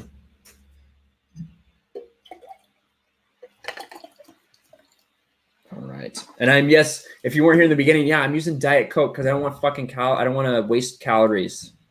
I'm an asshole that way. There we go. But thank you for the super chat, Mr. Pete. Appreciate you. Another super chat from Rosetta Allen. Fucking hell, Ryan. Stop being affection, you prick. Affectionate, I believe. I don't mean to mansplain, but I think that's what you meant. I assume that's what you meant, Rosetta. There you go. I will stop being affectionate. I had to take a second. And we got George, Big Dick, Lucas in the chat. What is up, Jack? Storyman Jack. Again, everyone, Baby Yoda's going to kick Ryan's ass. You talking about Sharon? I hope not. But he does have unexplained force power, so maybe. But thank you, Storyman Jack. And make sure that you check out his channel. He has two, George Big Dick, Lucas, and Storyman. Storyman is the one that he uses. It actually puts out content on. I believe it's linked in my description below. He's a up and coming creator. He's got about like 85 subs now, I think. So he's awesome. Just starting out. And where did it go? There we go. All right, I gotta take this hat off because it's hot. I'm really hot tonight. I don't know why. Maybe it's because I've been drinking a little bit, but. Should I put on backwards? Look at that. Should I put on backwards? Nah, I don't really like it. I like the shirt though. Kind of like it. Anyway. Good luck with that first round pick. Fuck you, Lost Jedi. Yeah, I know the Bears are fucking done. I know. Rosetta Allen for $2. I'm on muscle relaxers Eat my fucking typos. Hugs. Well, thank you, Rosetta. I hope the muscle relaxers make you feel better. Shadow Dragon. Vergier would rather kill a Baby Yoda. Hell yeah. Vergier would kill Baby Yoda. I agree. Superior. An escaped mental patient says, Ryan, quote, I'm so hot and sexy, Kinel. And you miss, it's only one L in there. I know it sounds like two, but there's only one. Ryan wearing the ball cap backwards looks like every 90s preppy. Should I do it again? Hold on. I'll do a whole stream like this. How does this look, guys? Do I look like a 90s preppy? Zach Morris. TT tweeted to Bob Iger that you would take KK's job. I wonder if he responded. Oh, the hat's kind of tight. I have kind of a fucking big head. I wear like a 7 3/4 hat usually, which is pretty big in the grand scheme of things, I think. Not like ridiculous or anything, but just kind of big. Let me get a little more out of it. You should wear it sideways. Oh, well, I'm not a gangster. Mary says, ew. What do you mean, ew? Here you go. You guys don't like this? You'd like it, Mary. Ryan Big Head Kinel. Yeah, that's true.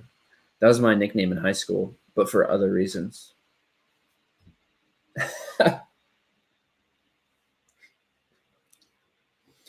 Jeremy cosplay. Oh, shit. All right, fuck that. I ain't doing that shit.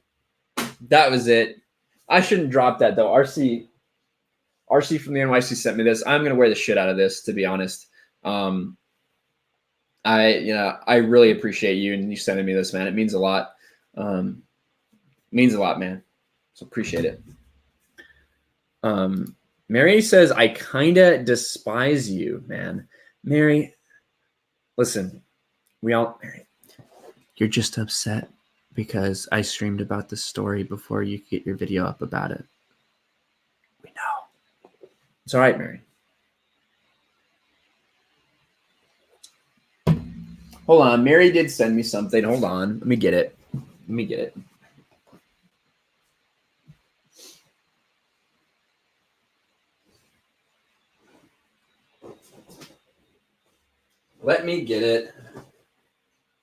All right. I'll wear it for a second, Mary. Mary sent me this.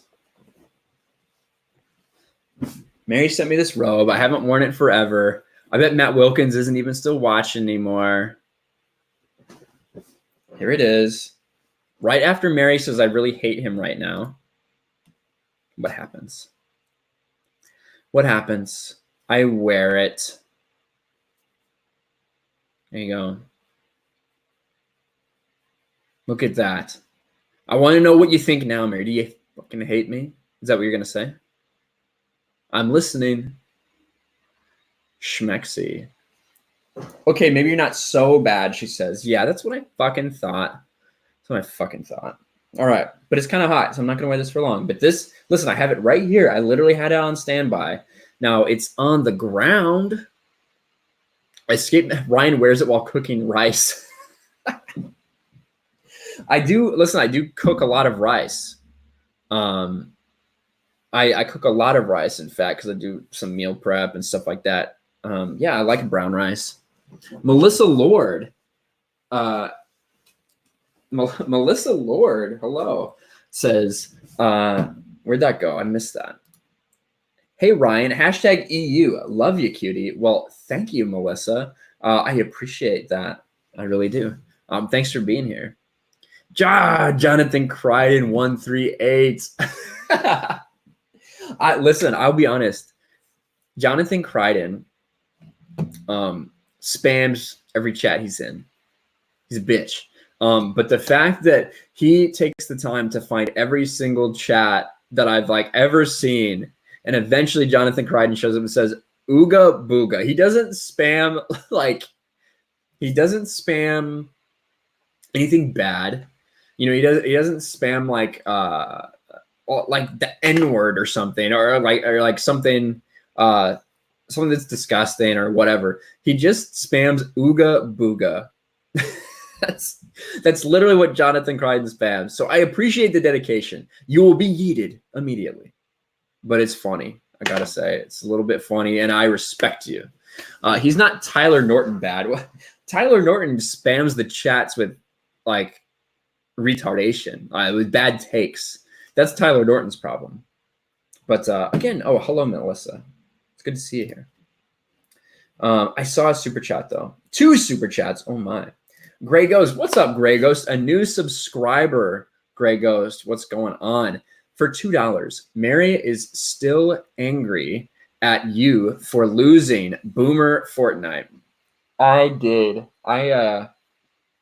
First of all, drinking. I did lose. I will take full responsibility for some of our losses. It's fucking disgusting. I know. Listen, I know Mary and Tugs were like, oh, we were so close. Second place. It's really good. Listen, I'm glad that you're happy to be in second. Second place is fucking first loser. We fucking lost. We didn't win. We lost. And I'm disappointed in myself. I'm disappointed in the team. I'm pissed off. We should have won a couple times, and it's like literally squarely on my shoulders that we didn't. So I'm not going to apologize for being bad because I'm bad at Fortnite, but I'm pissed off that we didn't fucking win. That's for sure. And I'll never get over it. I'll take the loss to heart. Mary says, bite me, Ryan. That sounds like consent, Mary. Be careful. Am I drunk? I don't think I'm drunk. Oh, what's up, Callum? Callum's here. Hello, Callum. And then George, big dick Lucas. Missed the story. What did she do now? Well, Kathleen Kennedy. Kathleen fucking Kennedy. She was interviewed by the BBC today on the red carpet for the BAFTA Awards, which according to Snoke's headless corpse or whoever that was like some huge achievement. But anyway, she was there. She got asked about Star Wars and was talking about the wonderful things that what was I going to talk about? What was I going to say? Mary says, bring me on. I want to talk about this. All right. I can for a little bit. Let me finish this. But here. Oh, she wants to talk. Oh, I see. You probably don't want to talk about Fortnite. You probably want to talk about the story that I'm talking about. Sure. Basically, she was asked, would there be any female directors for Star Wars movies? She says, oh, absolutely. Very soon. Absolutely. Oh, hell no. Not fair. Oh, Tom, you can come on too. I got you. I'll get you on. Oh my God. This chat is going crazy. Oh my gosh. All right. Let's see. Who am I looking for? Tom. I see you, Tom. Tomas. Boom. Boom. Boom. And also, Mary, since you're begging, I'll get you on. So you can talk about this story that you think you were ahead on.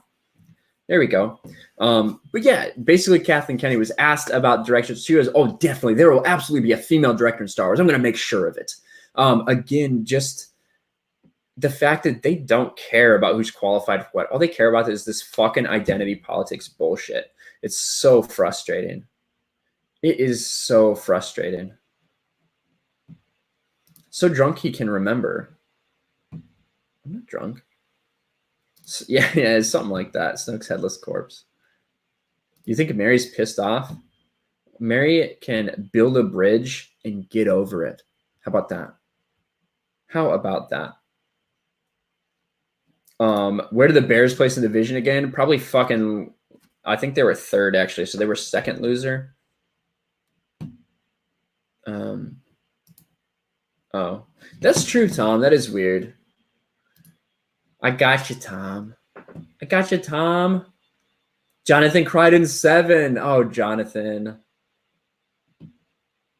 I love you, Jonathan. I kind of do. I don't, like, I have no distaste for you anymore. It's fun to yeet you from a channel, to be honest, but I have no distaste for you. All right, there we go. And we have somebody who wants to talk about something, I guess. Defend herself or talk, I don't know. Here we go. Mary Mayhem, hello. You're such an ass. Why?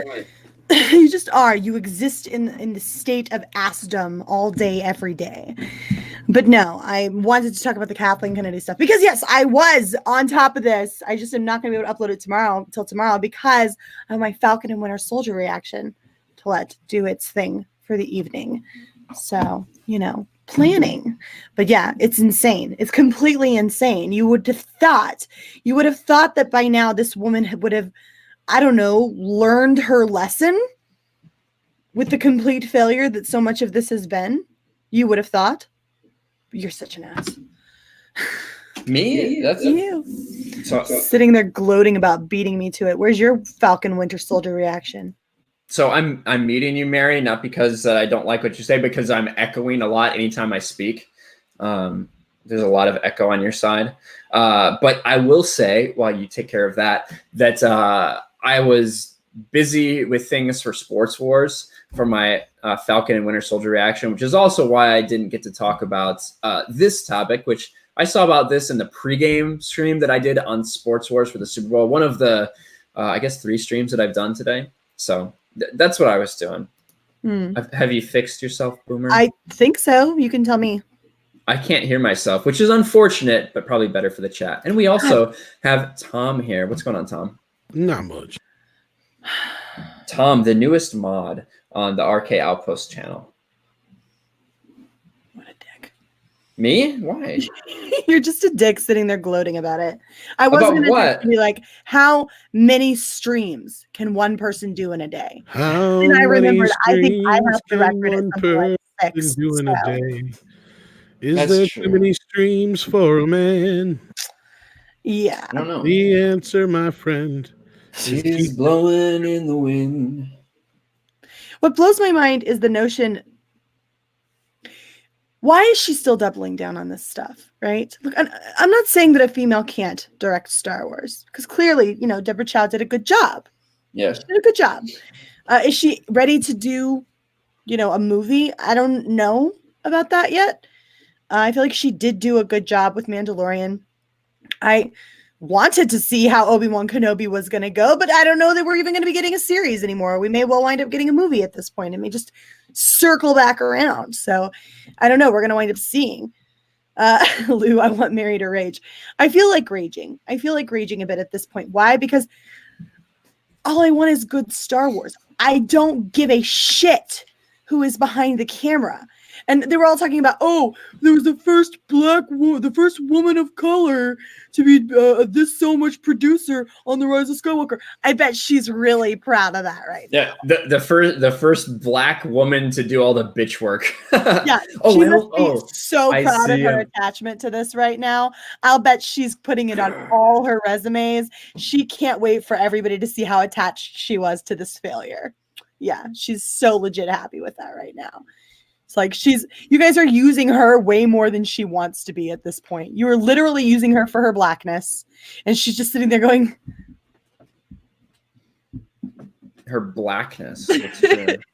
She's slowly hopping away. Yeah. Yes. That's true. Well, and I think that Lost Jedi 22 had an interesting perspective. He said that she thinks that this is doubling down, like to further like increase her her job protection, right? So it's like not only would you have to fire the woman from Lucasfilm, but you have to fire the woman who is dedicated to finding the first woman to direct a Star Wars movie. So it's like doubling down on that. Maybe that's why they did it. And I thought that was interesting. And they keep acting like this is a problem, right? Like this is the problem in Star Wars that needs to be fixed. The problem with Star Wars is fucking that it's trash. That why are we worried about getting a female director behind the camera when we're not even sure we're going to get any more movies put up at this point? Well, not only that, the ones they have talked about, they've been talking about Taika Waititi. Ain't nobody said anything about any women directors yet. Well, other than the Rian Johnson trilogy that's rumored. Yeah. That's not fucking happening. That's true. How disgusting that they're gonna. That's the thing. Everyone's forgetting about Rian Johnson's trilogy. We've already had a female. I totally Star think Wars. KK is completely. I think our recent report is true. I think she is completely on the outside of everything. She has no clue what the hell's going on. I seriously think that. That's interesting, actually. Yeah. Grand Muff Tarkin says, "Mary, this is the BAFTAs. No one cares. Most people couldn't care less." Spell my name, but okay. The problem, Grand Muff Tarkin, and I do appreciate your name, Grand Muff Tarkin. I remember that World Class Bullshitter stream a long time ago where everything was muff for like a couple weeks. It was awesome, but it wasn't. It doesn't really have anything to do with the BAFTA. She won a stupid award. I agree. Nobody cares about that. The thing was, she got interviewed on the red carpet, and people were asking her questions, and she got asked about a female directing Star Wars soon. And Kathleen says, "Oh yes, absolutely yes." And she goes on to praise all the female directors they've had in the past on The Mandalorian and shit. Which Deborah Chow did a great job. Bryce Dallas Howard's job was shit. Episode 4 of Mandalorian is fucking trash. The only one that was worse than it, I thought, in the series was probably episode 5, which is Dave Filoni's second attempt at live action directing. I thought that was fucking horrendous. But yeah, those are your 2 female directors that you've had. Great job. I'm glad that all these people. I didn't think Bryce did as bad a job as you say, but I understand that the 4th episode was like one of the lesser episodes. But it was such a tone shift for me for going from what Deborah Chow did in episode 3, which I thought was very good. There are some story issues with it for sure. Like the fact that tracking fobs, how did they work? They're kind of stupid. There's some parts that don't make sense in episode 3, but as far as the direction and the tone and everything, I really enjoyed the I gotta highlight this comment. Let Amber Heard direct. It's bound to be a hit. That is fucking hilarious. Oh my God. That is fucking funny. But anyway, what I was gonna say was that then you go to episode 4 after the high that is episode 3 in terms of Mandalorian at least, and it is just cringe dialogue. It's contrivances. It's shitty. Like it's a fucking CW show. That is definitely 100% what it is from beginning to end. It's a CW show. Even the combat sequence with trying to get somebody to just move this little bit, like your like fake tension that you build there. It was a fucking bad episode of Arrow. Like that's what it felt like to me. And then you find out that Pedro Pascal wasn't even in the suit for the entirety of the Bryce Dallas Howard episode. Did you know that? Yeah, I did. I wouldn't be surprised if he wasn't in it most of the time. Well, specifically because Bryce said that she's never met Pedro Pascal. She didn't get to work with him. I'm not surprised. It's so much cheaper to probably get a body double and then just do the voiceover. That's not a big. I mean, that's nothing. I mean, yeah, I don't agree with you, but I do respect where you're coming from. Sorry, Mary. Go ahead. No, I just don't think it's. I get it. Like I do see what you're saying here, Ryan, or whatever. Like, okay, Pedro Pascal wasn't even in the suit. Blah blah blah blah. I get it. I don't know that that's a huge deal. I as long as it doesn't impact what we actually get on the screen, I don't really care. I mean, George Lucas shot Star Wars like an animated film. Like 90% of that movie is all ADR anyway, and most of the people aren't even their original voices outside of like Harrison Ford and Luke and Leia. And just the main stars are their actual voices, and that's it. That is true. I mean, you even have that very famous. Even Aunt Beru and Uncle Owen are voiced over. You have that famous part in Star Wars where you have a scene that James Earl Jones is not the voice of Darth Vader. Find me those plans, like that part where he's I forget who did it for that. I don't know, but I mean, just in general, I mean, like considering he knew he was going to dub over Darth Vader, he had planned on dubbing over 3PO with a different voice, even though Anthony Daniels redubbed his dialogue. He initially had wanted it to be more of a greasy car salesman type. Mm-hmm. Like he went after like Mel Blanc and a few other voiceover artists at the time, and they all just kind of said the same thing. Well, Anthony kind of nailed it. Why don't you just have him do it? So Yeah, I can't imagine it without him now, to be honest. well, that's because Anthony Daniels turned it into a snobby little butler instead of it being a greasy car salesman who was just trying to stay out of trouble. Yeah. We've got a super chat from Lost Jedi 22, and we are drinking for super chats tonight. Well, at least I am. I do have to work. I do have to work tomorrow, but yeah, I am. $10. Why would you do that? It'll be all right. Lost Jedi 22 for $10. Thank you, sir. Lost Jedi 22. You're fucking awesome. KK has no idea what is wrong. The problem with Star Wars is the writing. Stop hiring directors to write because all they care about is the cool shots and they write the story to get to there. Fucking 100% agree. Well, and that's one of the things they were boasting about in the freaking Screen Rant article or whatever, is that like 6 out of 8 or whatever of the people on the story team are female. Why are you boasting about having the females when this stuff is shit? We don't care. We do not care. You're dragging these women through the mud. Like, why do we care what gender they are? Like, why would you want us to conflate femininity and the females on this with the shit that we got? You'd think that they would shut the hell up and be like, we'll work on things. Like, you're making these women look terrible. Well, that was the thing. That was from 2015 when she said that the 6 of 8 women are my story group. Screen Rant brought it back up in the article. Yeah, I know. Like they talk about all the stuff that she's done for women, and it's like that. Of all the things to bring up, it's that. It's the fact the story group. The fucking worst thing maybe about this entire fucking sequel trilogy and Disney canon is the fact that none of it connects. None of it makes sense. They don't have any idea what canon actually is anymore. Nope. And you're talking about the story group being women. You're bragging about, like, years ago, you were bragging about that. And now look what that's gotten us. The fact that you hired people because of their vaginas has resulted in you completely fucking the lore and the canon of Star Wars. And that's not to say that women can't do this. That's not what we're saying here, right? So for any hater who may be chilling out in the chat waiting for some little juicy tidbit to clip, we're not saying women can't do this. What we're saying is that they didn't speak for yourself, Mary. You can fuck right off, Ryan. So anyway, what we're saying is that you got women who can't because you were more concerned with getting women than you were with getting people who can do a good job, right? You didn't bother to find people who could do a good job first as opposed to vaginas. And that's what pisses me off so bad is there are so many people out there. There are so many women out there who could have done a good job and who sitting here within this community ourselves, right? Like you could have pulled up Mara, you could have pulled up Alora OG, there are so many women. You could have pulled up Anna who would have been able to walk you through this and say, okay, that doesn't work, right? That doesn't work within just your own canon here, right? And they could have told you in terms of continuity wise what does and doesn't fit. But you didn't care about whether or not you were getting good people to tell this stuff. You were just more concerned. You were just way more concerned with the vagina. And now there are a whole bunch of vaginas that are pissed at you about this. I just want to be people and I got vagina. That's true. And the problem, listen, we learned this in 40-year-old version. Kathleen is putting the pussy on a pedestal. You know that's not what you're supposed to do.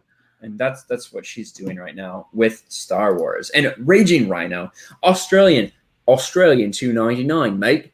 All we want is good Star Wars. KK needs to fuck off with some angry emojis. You sound really proud of yourself whenever you do that. You sound really proud of yourself. Do I not sound proud of myself all the time, Mary? I appreciate that. And Raging Rhino, thank you, brother. I appreciate the super chat. And we have another super. And you're fucking right, Raging Rhino. All we want is good Star Wars, 100%. There we go. Trace XL again. Trace. When the identity of your writers matters more than their skills, your product will suck. Hashtag story first. 100%. That's the second or third time I've seen you use that hashtag story first. And I think it's a fucking great idea. to be honest. And Trace I is appreciate that sentiment. Trace is awesome. Yeah, I was streaming at the same time you were last night, Mary. I'm sorry. But yeah, you missed out on a great stream, man. Trace killed it. I know. I tuned in for a little bit, and obviously I'm a patron of Mary Mayhem, just as everyone should be. So I do get to watch it on repeat because it's a shooting star stream, right? Once it goes, it's gone, unless you're a patron. So it's well worth it to get to replay the shenanigans, and I do intend on watching that. So Trace, you did a great job. Looking forward to watching the rest of it. And thanks for the super chat. Ah, thanks for the freaking plug there, man. That was great. Thanks. That was a really long sentence, wasn't it? Yeah, no, I mean, I appreciate it. That was awesome sauce. You're welcome, Mary. Hard to stay mad at you. Well, that's my thing. I gotta annoy you, and then work it back within 5 minutes so you don't stay mad.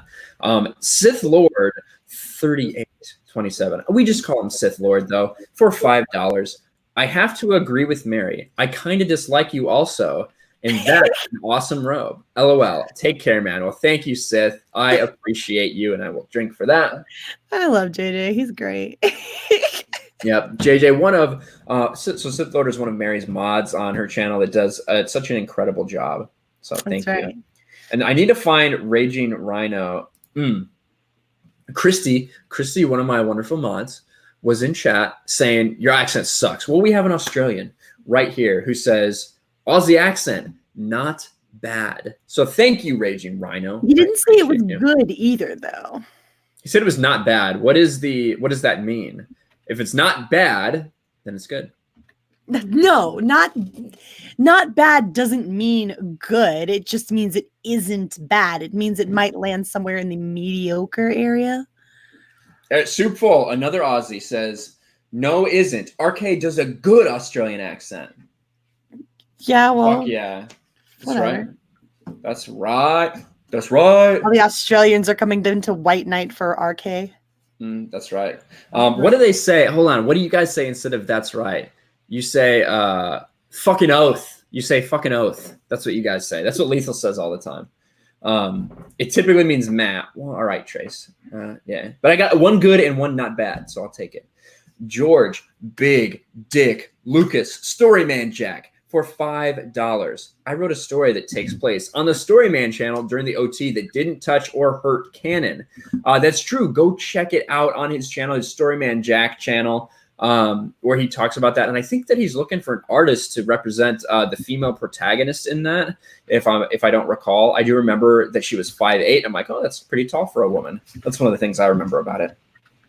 But thank you for the super chat, Jack, and I will take a drink. Good. Man, I'm almost running out. You're going to be lit, and it's going to be bad, but whatever. I ain't your mama. I'm fine. Let's see. Oh, TLJ Screwjob for $4.99. Thank you very much. EU was also a mess, but at least it had an overall plan. George Lucas's movies, absolute canon, then TV shows, then books, games, etc., etc. Yeah, that's true. And they, because Filoni fucked up continuity so badly, they had to make an entire separate television canon because he wanted it to very much be in line with Lucas's movies, and Lucas himself said no, it's not quite on that same pillar. So they had to make a whole different category, T canon, just for the Filoni Clone Wars. But I will say that the EU. If you want to call 30 plus years, you're looking at like 35 years worth of stories. Sure, you could say that there were some continuity errors. You could call it a mess if you want, but the problem is in 6 years of Disney Star Wars, we've had more continuity issues and more retcons and more problems than we had in the entirety of the expanded universe. So just saying that you can call the EU a mess, but you have to compare it to Disney Canon, what we've got from them, and it's just ridiculous. But thank you for the super chat. I don't know why I fucking clapped in front of my hands like a seal, or from my head like a seal, but thank you for the super chat. I appreciate it. Jesus, man. What? Just, you've like drained that glass since I got here. Well, hey, the super chats are rolling in, Mary. So I'm gonna drink. The Price is Right review for $10. Thank you, Price is Right. KK, the future is female. My response: if the future is female, then the future is MGTOW. If feminist Hollywood is also talking about bashing men, then forget getting married. Just being honest. Well, I appreciate. What? Badass. That's badass. That's a badass statement to make. It's true. It's true. If women are going to act like that and they're going to be little shits about everything, they're going to be, sorry, forgive my language, but if they're going to be little cunts, then if we're going to move forward, then you can expect men to be dicks right back to you, right? Like that's literally what you're asking from men, because they're going to have to figure something out in order to maintain some sense of dignity. So yeah, expect a whole lot of men to be like, fuck this shit. I don't know. I'll go bang a robot or something. I don't have to put up with this. Hookers are cheaper than your bullshit. Yep, and now they're even making sex robots. So there you go. That's the future. I need to write a song right now. Sex robot, I love you. Sex robot, there's nothing you won't do. That's true. And you also won't bitch at me. So there you go. And you don't bitch at me to pick up my socks. All you do is suck on the clock strikes 12 and I can't take any more. Tom, hey, you can say cock on this channel. I know, but it's funnier if you do it like that. That is true. It was pretty funny. I'm going to say. That was pretty funny. But there you go, Price. I know you have those views on that, and I respect that, man. And I understand where it's coming from. I think a lot of men are frustrated. Mary's done a couple streams about kind of the way that men are treated in society today. That's pretty positive feedback. So yeah, we're gonna do it once a month. I do it with once a month with a bunch of women. That's ironic, huh? Maybe a little more often, maybe every 28 days or so. I'll get together with Tugs and Steph. We'll sync up, and we'll talk about some of those toxic masculinity issues or toxic it's the babe de menace, as John Talks coined us. And we're actually in the process of getting ourselves some really cool. The only thing it is toxic femininity without Tom. And you talk about some relationship and other stuff you wouldn't probably talk about. It's a bit more personal, I think. Yeah, I was trying to put because somebody said something. I'm like, I don't know, it's different. I watched it. They're talking about relationships and shit. Yeah, it's fucking weird shit. It's for girls. They're talking about Ryan Kinel's wiener. What? Actually, we were talking about drunk 3PO's wiener. Or drunk, yeah. Oh, I was just trying to make him go what, but that's why it was such a short conversation.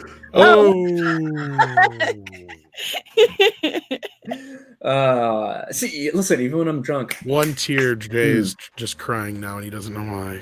Oh, he's sleeping. He's not listening. So about Mr. Peanut, someone said about Mr. Peanut. Yeah, fuck Mr. Peanut. And there is a baby. Didn't you see the picture of Baby Sonic from the movie coming out? No, I didn't see that shit. Yeah, there is. They already got Baby Sonic. I'm gonna go see that just because of I think a lot of people did. Are. Yeah. Lost Jedi 22 $5. Heard Pepsi just hired Dave Filoni. The next 5 halftime shows will be Ahsoka. That is funny. And say what you will about what Campia said. Could he have phrased it differently? Sure. I say offensive shit all the time. And I think that's fine. But Campia has judged others for the way they speak, so it's okay to call him out for his hypocrisy.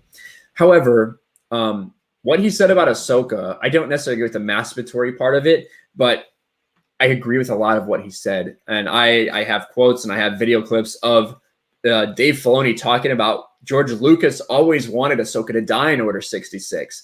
Didn't want her to live past the Jedi Purge. Wanted her to die. Thought her arc should be to die. What happened when Dave Filoni got complete control? Ahsoka lived. Ahsoka lived through Rebels.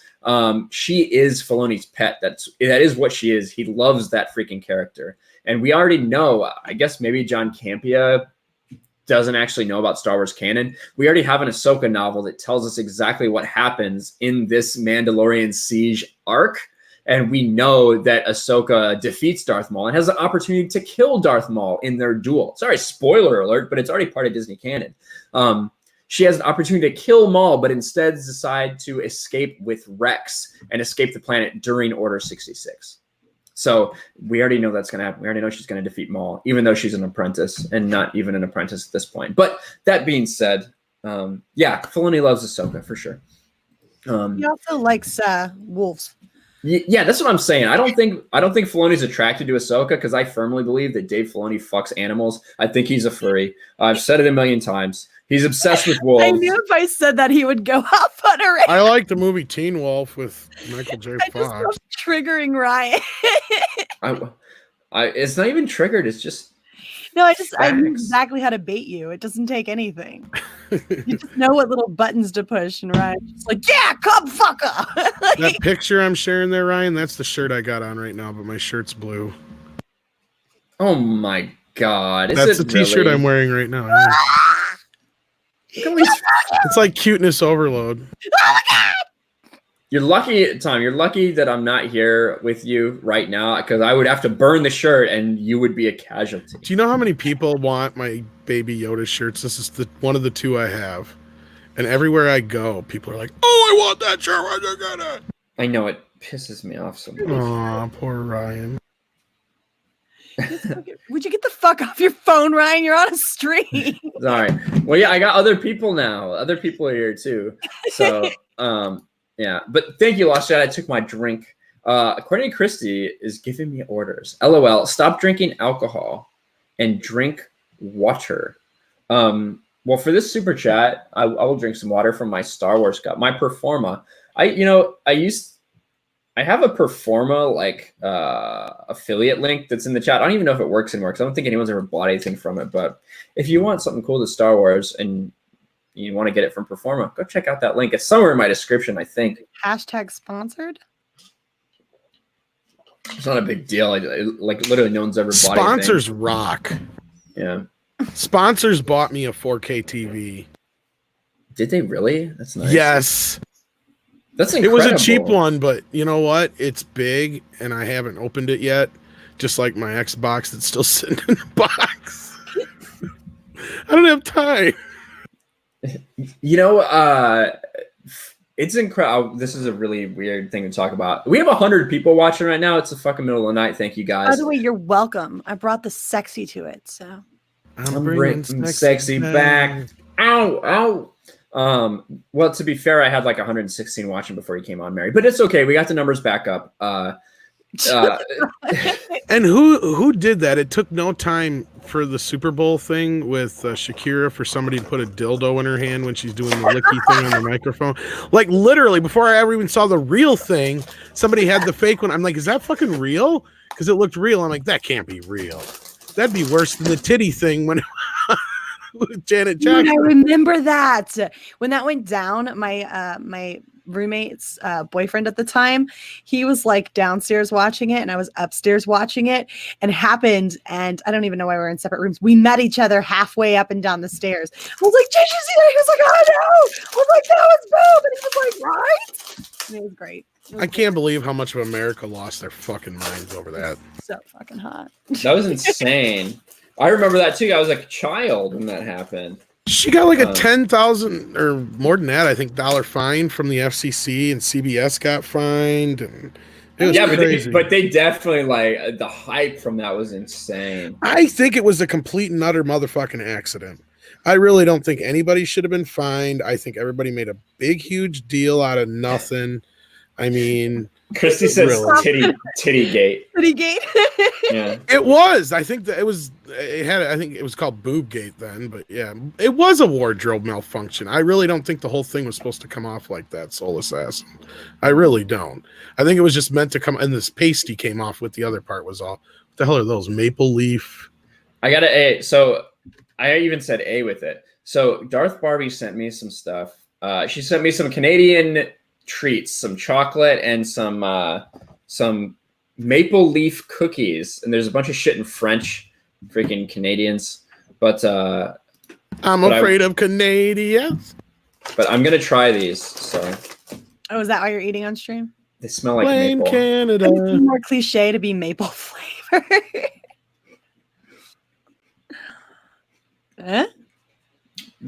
Not bad, eh? With drinking and all that sugar, boy, that's really gonna sit well. Dude, yeah, you're gonna be jacked tomorrow. You're gonna feel like you just got diabetes. You guys fucking underestimate my power. You have no idea what God, diabetes feel You like. think all of that ego is like a front? Do you think like that's just him way overcompensating? Diabetes sucks. You know when everybody bitches like Tom sounds like he's ready to fall asleep. That's I feel like why. Ryan is like overcompensating, like 24/7. Diabetes. So what?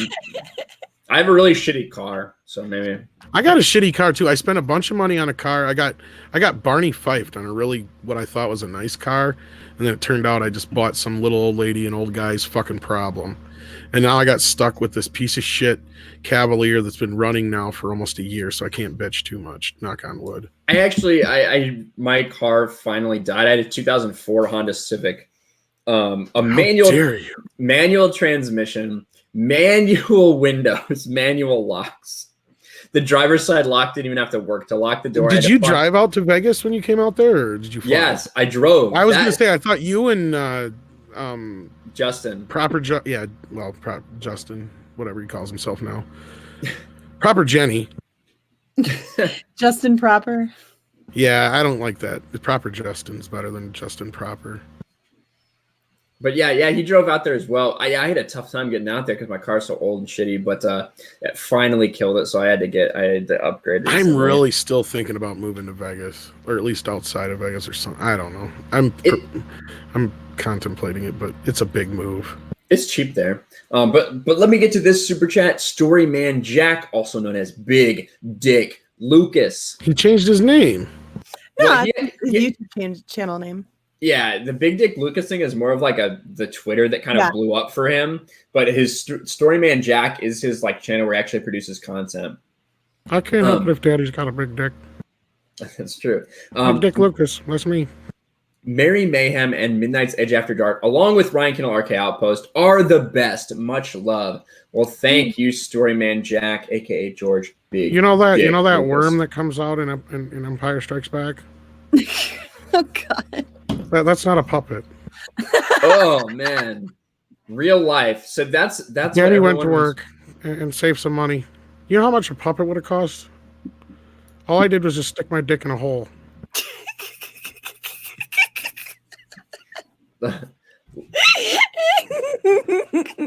this is good. Lost. That's what they're talking about. Practical effects. That's what we're all Like missing. a cocaine. Oh, it was practical effects, all right. It was the key to everything. Yeah, with you. Like a cocaine. Lost Jedi 22 says, "I'm not reading right. Where'd you get 5? I don't know. I don't remember. I only drink Diet Coke, so I guess a Diet Cocaine. Diet Coke. That's right. Yeah, but like two of them stacked on top of each other. There you go. 2 of them. That's hell. That's a hell of a dick. Well, no, of course. That's gonna hurt somebody. Christy says, "I've seen Ryan eat a shit ton of Taco Bell. Gross." Listen, hold on. I got something for that actually. Jesse. If you would stop goading him into killing himself, that would be great. It's not my fault. Jesse keeps challenging me to shit. If Jesse challenges me, I will. Which Jesse? Exaggeration. Yeah. Oh, that Jesse. Okay. There's 3 Jessies I know, for fuck's sake. Not Jesse Miller, not Jesse Milestone, but Jesse from Exaggeration Nation, Drunk 3PO's buddy. Okay. That I know. Okay. Exactly. Jesse keeps challenging me, keeps goading me, and I'm saying I will eat, and I will out eat you. And if you fucking die trying to keep up with me, then you're just fucking dead, bro. And I'm sorry. I don't want him to die. This is why I can't stand you, Ryan. This is why I can't stand you. Because it doesn't matter how many people love him. Oh, fucking A. He just took his earbuds off and walked away. I hate him so much. I almost thought about using it for Jabba the Hutt. Really? But I really didn't want to sit there for so long. This is what happens, right? This is what happens when you win against Jesse. And it's not a full-size wrestling belt because I didn't think that it was appropriate to buy a full-size one because it really wasn't much of a challenge. But wow. But yeah, I mean, I might as well put this on. It looks like it's got some weight to it, though. Oh, it does. Just like I did after eating all that Taco Bell. There you go. This is what you get for being the champ. This is what you get for winning against Jesse. I bought it for myself because I felt like I fucking deserved it. Right? Yeah. So it was not a challenge at all. I look forward to a true challenge next time. What kind of a weirdo goes out and buys their own trophy? He does kind of look like Ivan Drago. Trey Courtney says. Ryan is that. I must break you. If he dies, he dies. That's kind of my perspective. So that's right. Did you ever see Creed 2, man?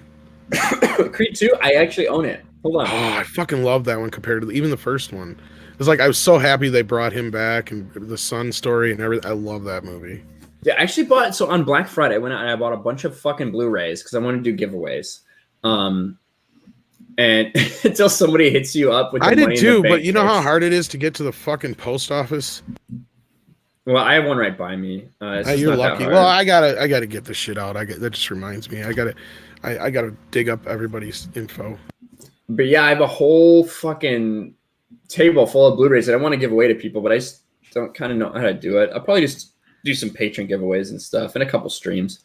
You should do the wheel. It's like really easy to sort out, dude. I know, and that's how I did the first one. It was people. I had people that tweeted out the stream and tagged me, and I'm gonna do that again sometime.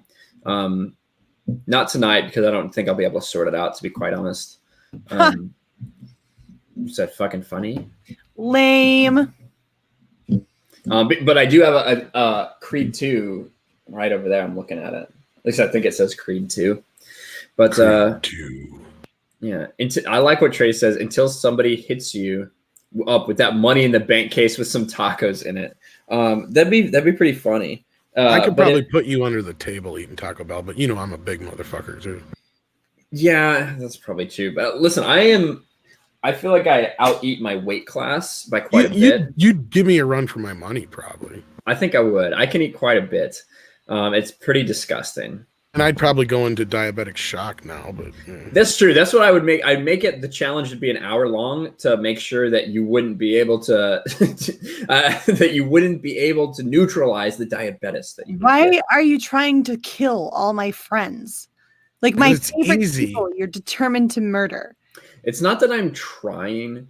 It's not that I'm trying to. Mary, it's just that it happens. Because murder is easy, and he's trying to make it a challenge. Liberty Prime just came into the stream, said, please tell me she didn't say this. Not again. She did. And I'll briefly go. We talked about it earlier, obviously. We're 2 hours in the stream. I never intended for it to go more than an hour, really. But Kathleen Kennedy was interviewed on the red carpet for some fucking stupid British Academy Award, basically. That says she was asked about all the females that are in Star Wars, and she was so excited to answer the question. Talk about all the people that have been directing the Rise of Skywalker as the second bitch tier level directors, and the fact that Deborah Chow was on Mandalorian, Bryce Dallas Howard was on Mandalorian. We're so happy with our female directors. And then she was asked, will there be any females directing Star Wars movies soon? And she said, oh, absolutely. I'll make sure of it. No problem. That is going to happen. Females will be directing a soon-to-be Star Wars movie.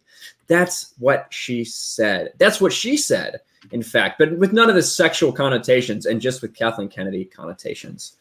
See, I will give her this, and I do have to give her this because upon further reflection, I do recognize, of course, that she's just answering a question here, right? She's been presented once again with the thing that she's been touting all along. And what is she supposed to do? Back down? Is she supposed to be like, oh, well, yeah, no, never mind. I don't care anymore. Like, she can't exactly do that. So I will grant her that she is being asked a question here. But at the same time, like, for the love of Bob, woman, like, take a step back, refocus yourself, get some help, right? Like, this has gone too far. You're far more concerned with the gender politics. Would you get the fuck off your phone? It's so distracting. You're so concerned with the politics, the inclusion, the diversity, that you've never stopped to think about the fact that the thing that you're in charge of is going to hell in a handbasket. Like, that's true. What the hell? Why do you still have a job? That's the most shocking thing.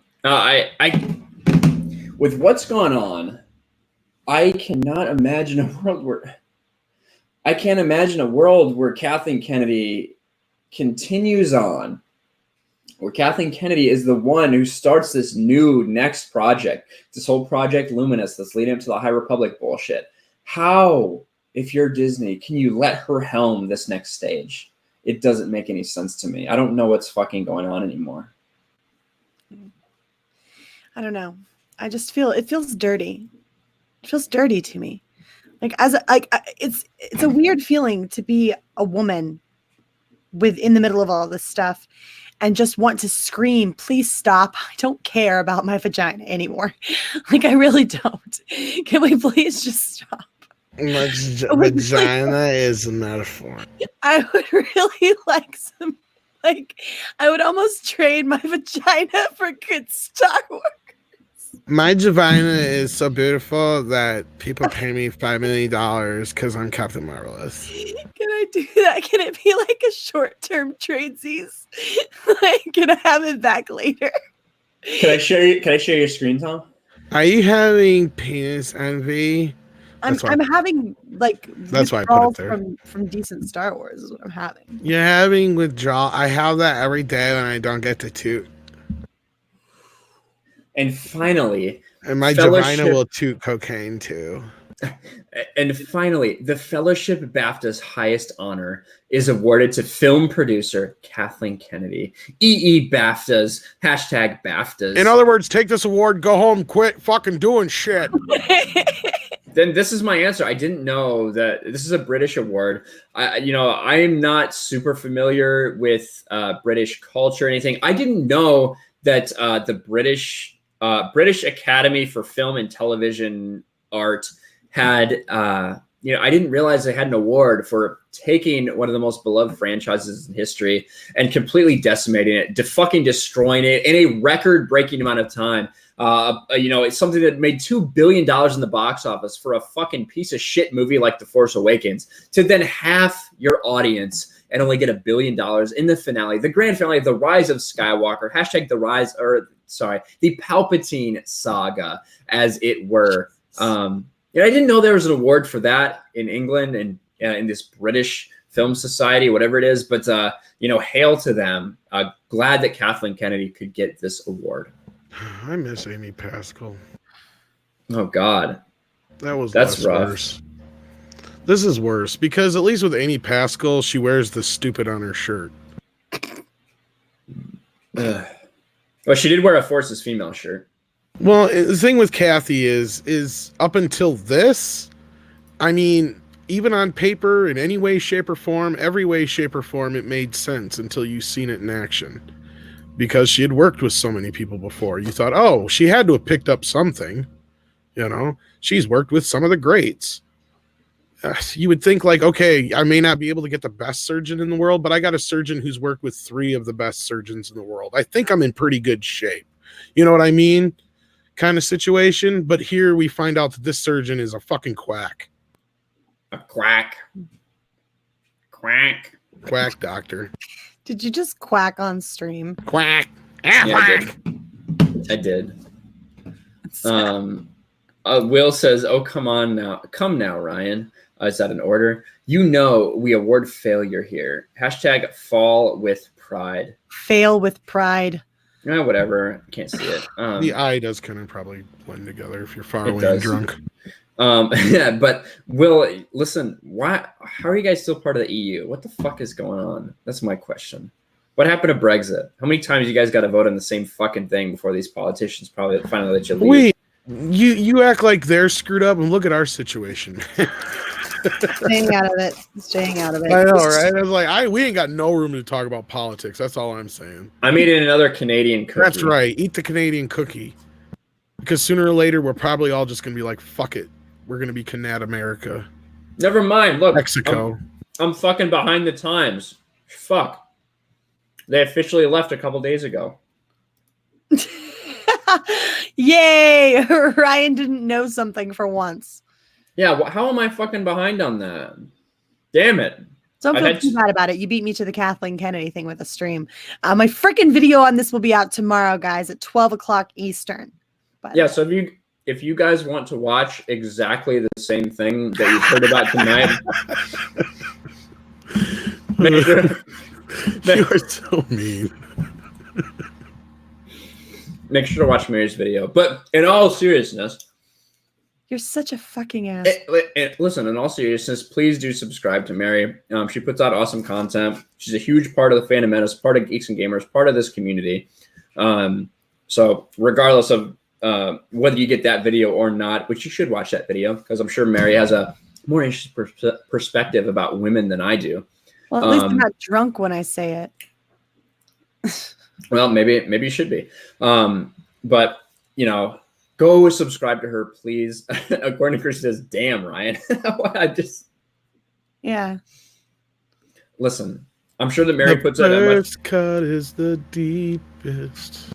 Please go subscribe to Mary. She always complains that she doesn't get any subs when she's on my channel. So please subscribe to Mary because she deserves it. Hello, darkness, my old friend. I've come to talk with you again. You're lucky Tom's here. Why? Because I'd have ripped your face off if he had. Because I make her laugh. Hey, Anna. Hey, Anna, what's up? Where's your face, girl? I'm sorry I missed the EU stream last night. I saw you were on here, Anna. Silence. You're awesome with us. That was a bunch of fun. Absolutely. Look at Watchside 22 says, I already subscribe and I am a patron. I can't sub anymore. Yes, you can put that ball and gag. Well, in your Ryan mouth, is boy. like trying to make up for his transgression. He's like, please subscribe to Mary. I feel like I'm such an asshole now. Well, I'm not trying to really make up for anything. I spoke truth, but I'm also speaking truth that you should subscribe to Mary. One of the reasons I admire you so much, Ryan, is you stick to your convictions and you are such an asshole. Don't ruin it. Yeah, I'm gonna try not to. According to Christy, is trying to do a test to see if I'm inebriated, and I'm not. So I'll be able to say this. Ryan, how do you say this? I say supercalifragilisticexpialidocious. Even though the sound of it is something quite atrocious, if you say it fast enough, it surely saves your life. If you say it loud enough, you'll almost sound precocious. Whatever. Supercalifragilisticexpialidocious. Whatever, I don't fucking know this song. Literally, all you had to do was say supercalifragilisticexpialidocious. Well, I don't give a shit. I don't have any apologies for it. I love Mary Poppins. did you like the Mary Poppins scene in The Last Jedi? No. I did in Guardians of the Galaxy, though. And then listen, that Star Wars girl, no truer words never been spoken. Ryan is the nicest asshole. That's true. Thank you, Anna. But can you say it backwards? I don't think I can. Can anyone on here say it? They say it in the song, but I don't. Like I said, I don't even know the song. It's been a while. It's something like Sudibus excab. That is something I have literally Califrillig soup. Yeah, yeah. I cannot say that I've ever even considered it. Honestly. Oh my god! It's in the song. He's right about that. She does say it backwards at one point, but only Mary could because Mary's perfect in every way. Why, thank you. and so is Mary Poppins. I sing this song every day in the car. Doesn't that count? Perfect in every way. I actually watched that quite a bit. It was one of the Disney movies that was like in the rotation. Just to me, it's one of the top probably 5 musicals of all time. I don't know, just something about it. It just works. I don't know what last. He's asking me to highlight a comment. Is it this one? Ryan is truly I don't know. She's also said, but can you say it backwards? Unless they meant that one and they're behind. Maybe, I don't know. I'll highlight that one though because why not? Need to Photoshop Anna's comment. I'm not sure which one. Yeah. Just in case, just make sure. I can't believe Script Doctor like that. I retweeted the Kathleen Kennedy thing and I said, now please go home and let somebody else have the keys. What else is going on? Here we go. Ryan, have you ever played Jedi Knight, Jedi Outcast? I actually have. I love it. I've bought it several times. I have it on Steam. I'm pretty sure I bought it on on GOG. I'm pretty sure. Well, I know that I have it on the Switch, the one that was recently released. I know that they are about to release Jedi Knight 3 Jedi Academy. I think they have it on Xbox already, but they're about to release it on PlayStation 4 and the Switch as well. I'm fucking super stoked because I love that game. Jaden Korra is the shit. I love Kyle Katarn. I love I love Jedi Knight 2 Jedi Outcast. Katarn's a badass. And if you don't know, now you know, and you should be playing those games. Have you ever played it, Tom? Not yet. I have not. Well, it only came out in 2002, so you're not super far behind. Only 18 years.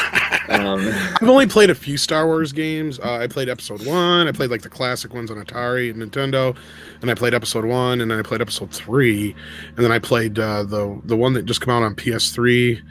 The one where you can either be a good Jedi or a bad Jedi, and then they did a crappy sequel that was like a dream. And I can't. KOTOR? No. A good Jedi or a bad Jedi? Force Unleashed. Oh yeah. The second one was kind of a cash grab. I think it was really rushed. And I picked up Battlefront, but I've only played like the VR part of it. I haven't played the rest really.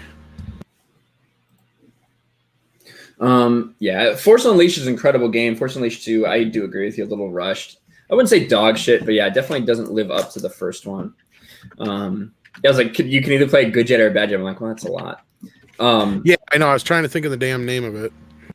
We have a super chat. I am out of drink, so I will pour more. I'll just drink as Matt G for $1. Thank you, Matt G. You know, you never have a ton to say, but you're always supporting every stream out there, and I do appreciate it. So thank you. I used to play another Star Wars game that was a lot like StarCraft. Can't remember the name of it. Was it Galactic Battlegrounds? Something like that. Yeah, I think that's it. Galactic Battlegrounds is fucking awesome, dude. It's a strategy game where you have to collect resources and upgrade your tech levels, and you get to play as different races. You can be the stupid fucking Gungans. You can be CIS. You can be clones. You could be like Imperial Stormtroopers. You can be the Rebellion. You could be so many different people, and I love that game. I played the shit out of that when I was a kid. That and Empire at War. Empire at War came out in like maybe 2003, 4, 5, somewhere around that era.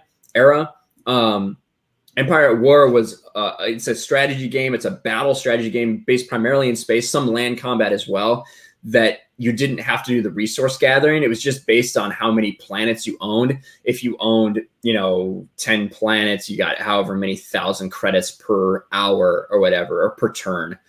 So it took a little bit out of the, well, I lost my train of thought, out of the gathering part of the game. So there you go. Empire at War is fucking amazing. Apollo says, show the arms. Apollo, you're a creep. What do you mean show the arms? What am I supposed to do? My arms are arms wide open. You can see them. I don't know what you want. Dark Forces and Jedi Starfighter. That's true. Revenge of the Sith. Did anybody play the Revenge of the Sith game for PS3 or probably Xbox at the Xbox 360? Did anyone play it? I played the PS2 version of Revenge of the Sith. Yeah, maybe PS2. Maybe that was it. It was a long time and that's ago. one where you have an alternate ending if you beat Obi-Wan. Yeah, I love that game. This is the thing. This game came out before the movie came out. So I played Revenge of the Sith. Somebody asked if I had hiccups earlier. I kind of do. But I played Revenge of the Sith before I saw the movie. So I had all these expectations going to the movie because there's a scene in there where Anakin fights Mace Windu, and it's like a battle, like a legit battle between them. And I thought we were going to get that. I was like, oh my God. I kept telling my friends in the theater that I saw it with, that you can't, dude. Fucking Mace Windu and Anakin are about to fucking fight. You're not gonna believe it. And then Anakin just goes in there, fucking lops off his arm, and then fucking he gets thrown out the window. I'm like, what the fuck just happened? I was completely in shock after I played that game, and that's what we got. But even so, I love Revenge of the Sith. And you're right, Tom. At the end, you have a scene where like after you battle your Obi-Wan facing Anakin and you win, they have like an alternate ending where you're Anakin through the duel. So you have to beat Obi-Wan. And then when you beat Obi-Wan, you strike him down. The Emperor comes to like, cause he knows you were in trouble. The Emperor comes and you just fucking kill him. And you're like, I'm the Emperor now, bitch.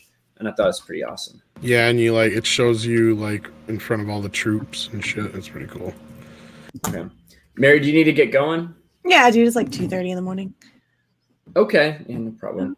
Well, let everybody know where they can find you and everything. All right. Well, hey guys, I am Mary B. I am the Mistress of Mayhem, disruptor of the narrative, and I occasionally get videos out before Ryan Kinel beats me to them with live stream every once in a while. But these days, not so much. So yeah, do me a favor. Feel free to go check out my channel. I cover all the newsy news stuff during the week, and on the weekends, I have a bit of fun. And I also have I like to think, a unique perspective on things. I don't always hate all the things like Ryan Kinel does. So yeah. Sometimes she likes things. Sometimes indeed. It's true. So but yeah, thanks for having me on, Ryan. No problem, Mary. Thanks for coming by. I appreciate it. For sure. Tom, love your face. And Aww. I'll see you guys later. Night. Bye. Bye. All right. There goes Mary. And Christy is plugging her in chat as we speak. So make sure you guys go check her out. Yeah, everyone's saying goodbye to Mary in chat. Cheers, Mary. Bye, Mary. All that good stuff. The only one that has done worse with Star Wars and KK is EA. 2 games in how many years? Well, 3, I suppose, if you count Jedi Fallen Order. So you had Battlefront, you had Battlefront 2, and then you had Jedi Fallen Order, which was EA. However, it was through Respawn. Respawn is the ones that actually did that, but they obviously are associated with EA. So, yeah, 3 games in like 5 years. And that's one of the things about the old guard and the old Star Wars is even if every video game wasn't a raging success, which they weren't, they had a lot of good ones, but they put a lot of content out there. They had a lot of opportunities to succeed. They were putting out several games a year, whereas now it just seems like they're afraid to put stuff out and they're relying so heavily on this microtransaction shit.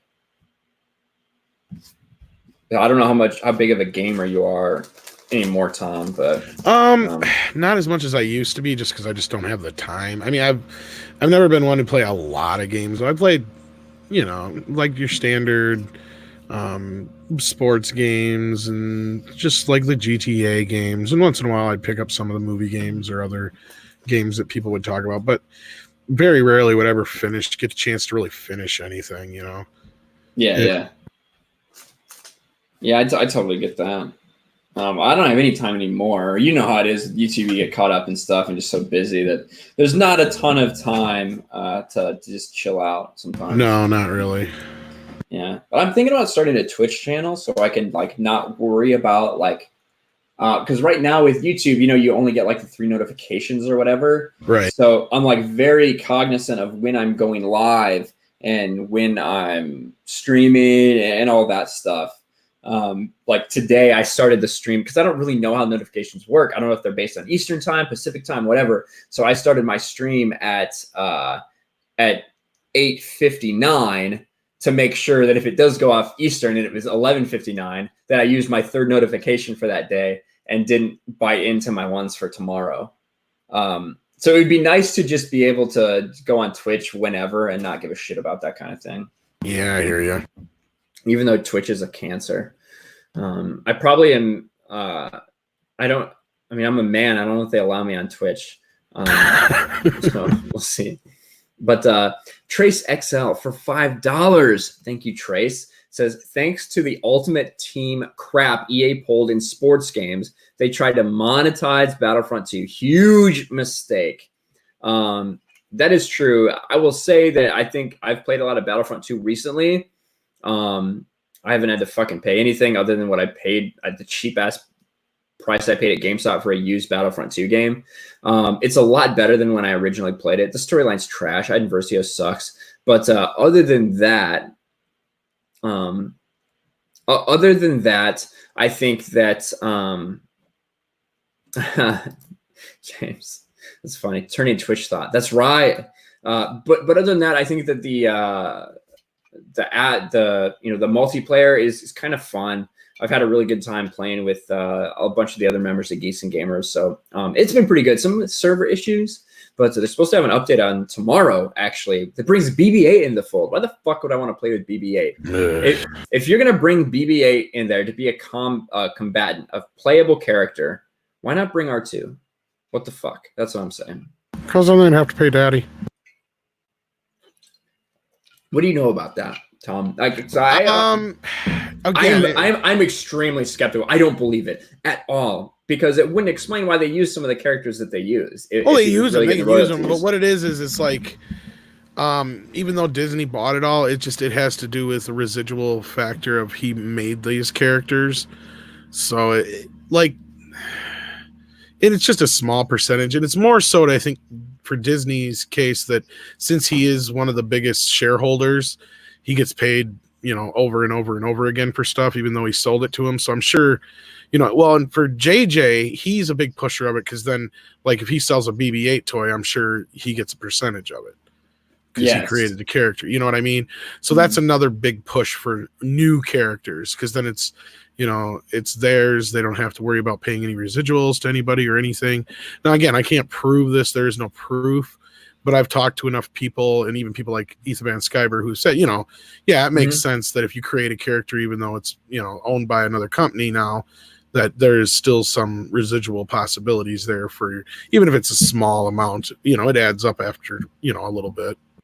Yeah. So my opinion on that is that I cannot believe that there is any way after Disney came to George and offered him, I think they offered him like $3 billion originally for Star Wars.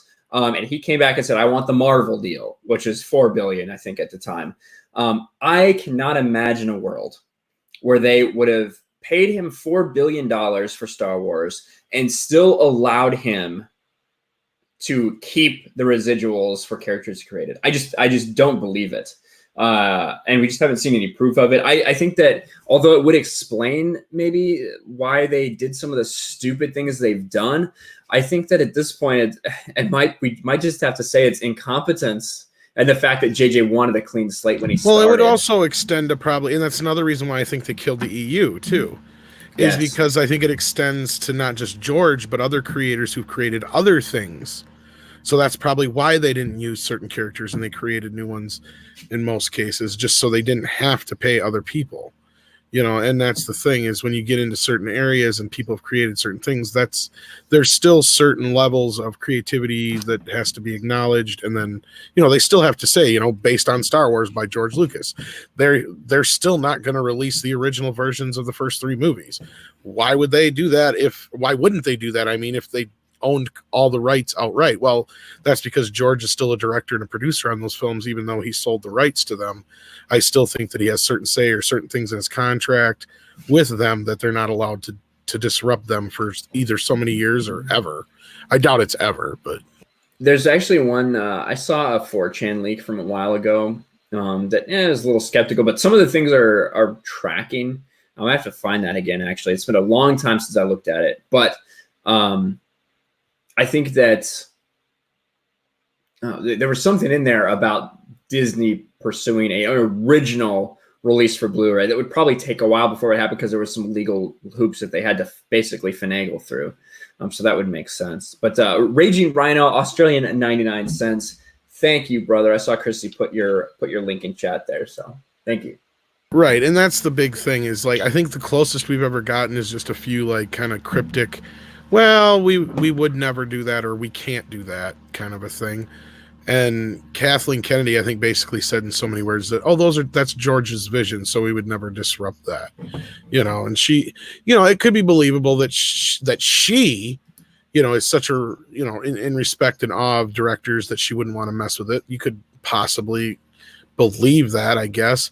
But even if that was the case, you can't believe that the shareholders and Bob Iger ain't like, come on, fuck that. We're going to release the original versions because we'll make 10 times as much than if we just keep releasing the special editions, which is what they've done for the last 10 years.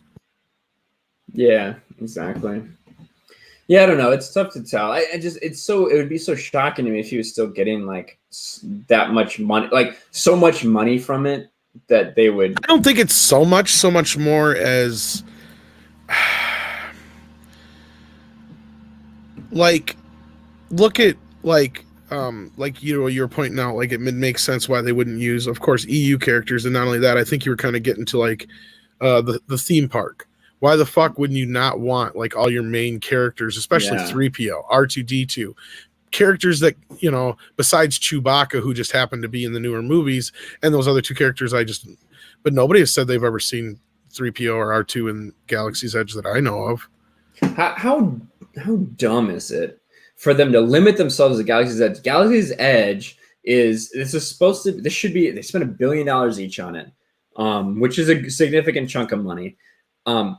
And they charge a lot for everything there. There's no doubt. And they're selling a lot of merch there. But how stupid is it to limit themselves to the sequel trilogy era there when they could have easily have just split the park up, make it smaller, split it up into little different areas where you have you have a prequel era, you have an original trilogy area, you have a sequel trilogy area. It's not to say that you can't have your sequel trilogy characters, that they can't be there, but give everybody else something to do. Then you can have Luke Skywalker. And I wonder if that's not the residual thing. But yeah, I brought up the same thing to a few people. I'm like, why didn't they just do an entire separate Star Wars park? You have enough shit. Give me $1 billion, and like you just said, you can basically go through the entire saga, piece by piece by piece by piece. You go in and you start with episode 1, so you're on Tatooine, and you get to do like a pod race ride, and there's this and that, that and the other, and then episode 2 there's something related to that, and same thing with episode 3, and then you move into, you just move down through each part of it. There's enough stuff there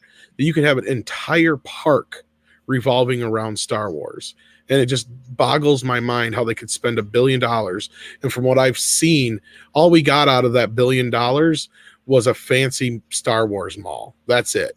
And That's the Rise of Resistance, which is absolute trash. You can't get anybody through that ride. Today at Disney World, I believe, is what I was looking at, was they by like 3 p.m. Well, even Jay was saying they changed Star Tours to the newer movie shit too. True, they changed it to like the Battle at Exegol. But when you look at, so you can only get 20. The boarding pass thing they do is 20 people. That's the people that can get through per ride. They want to have about 100 to 120. That's about the average that they kind of get boarding people through, like boarding passes, which are 20 people each. That's nobody. That is such a small number of fucking people to get through a ride. Today at Disney World at 3 p.m., they'd only got through 30 boarding groups. So 60 people, or sorry, that's not, my math's real fucking bad. 30 times 20 would be 500. So 500 people got to ride whatever the hell this is, Rise of the Resistance, in like the first 5 or 6 hours that Disney World was opened. That is absolute bullshit. You have to fucking wait forever for this thing. The stupid boarding passes, no one understands how to use it. Oh, right. That's what it's like. You got to get tickets to stand in line to get tickets anymore. It sounds like it's just weird. Is it 600? Yeah, Will's right. It's 600. I'm a little drunk right now. That's all right. And I don't math good, so I'm not going to argue with you. Everyone's correcting me. Yeah, 600. I'm sorry. Listen, I'm sorry. My math's bad. I'm a little inebriated, but it is 600. So there you go. But regardless, the point still stands. They spent all this money, and there's no real classic saga stuff to be seen outside of the toys, where we're seeing very little new saga stuff now, because I feel like all the licensees are doing the same thing like what happened with Star Trek. They're like, fuck this new shit. Nobody wants to buy it. We just want the old stuff. And you've seen it across the board, not just with Star Trek even, but with like Ninja Turtles and I think even Transformers, I don't know how well they sell, vice versa, but I mean, it's the same thing. I'm sure there too that the classic figures probably sell a hell of a lot more than the newer shit does. Because I don't even see how the new Transformers can even actually transform. I've never seen one that actually does. All I've seen is you can either buy the figure or the car. You know what I mean? I've never seen. If somebody's seen them, let me know. I've never seen one. Not the Michael Bay ones, anyway. Well, I saw one at. I saw the toy. You're talking about the toys? Yeah, I've never seen a Michael Bay Transformer toy that actually transforms. I saw a couple at Universal. They're at least very similar. So, but yeah, not at the Disney stuff. I did see one at Universal though. But no, as I was saying though, just my point was like a lot of the classic stuff is all that really sells. Nobody's out there buying Ray figures. Nobody's buying, Rose Tico figures. Obviously, you go out there. There is not, and I brought this up a few times, and it's true. I dare anybody to challenge it because you'll not find it. There is no Rise of Skywalker toy line. The only Rise of Skywalker figures are in that special series, and that's it. This is the first Star Wars movie to ever not have a 3 1/4 inch toy line. Yeah, that's insane. That means they knew that it was going to be a bomb. That means nobody wanted it. Yeah, like all they had was those anniversary figures and the what's the Black Series or whatever. Yeah. Christy's going to bed. Christy, thank you for modding all night. You're awesome. I really appreciate you. Yeah, everything is outselling Star Wars. It's pretty disgusting, to be honest.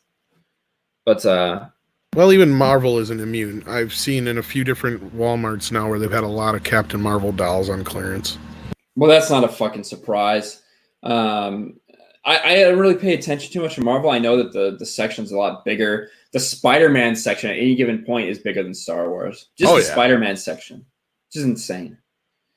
I could get several different things for Spider-Man Far From Home. Yeah, no problem. Trace XL is heading out too. Peace, Trace. Thanks for all the super chats and all your support, man. I Take appreciate care, everybody. You.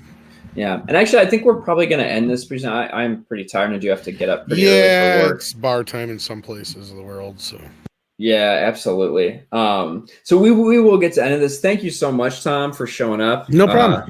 I really appreciate it, man. I was kidding. You didn't even really have to let me in here. I was just fucking. Oh, no worries. Well, I might as well. I've been going by myself for quite a while. Right. Usually I don't stream for that long by myself, but that was like a hour and 15, hour and a half, just by myself. So it was pretty crazy. But go make sure to check out Tom at Midnight's Edge After Dark and also Midnight's Edge, where he does a lot of content as well. Make sure to check him out. Give him a sub if you haven't already. If you're not subscribed, I don't know why. He's got a freaking ton of subscribers. But if you haven't seen him for some reason, make sure you check him out. After Dark doesn't have a shit ton, but it was a shit ton compared to me, at least. But for sure. And everyone's saying good stream. Well, you got to be getting up there now. Where are you at now? I'm creeping up on 6.5 somewhere. Oh, really? I thought you had more than that. No, I don't. I'm creeping up on 6.5. I was booming there for a while. Right after Rise of Skywalker, I jumped from like 2,000 to like 5,000 really quick. And it's slowed down a little bit after that. That's fine. Everybody, I'm having a great time. So it's been awesome. But thank you so much. Lost Jedi 22, no after party on Discord. You're right, brother. I am going to.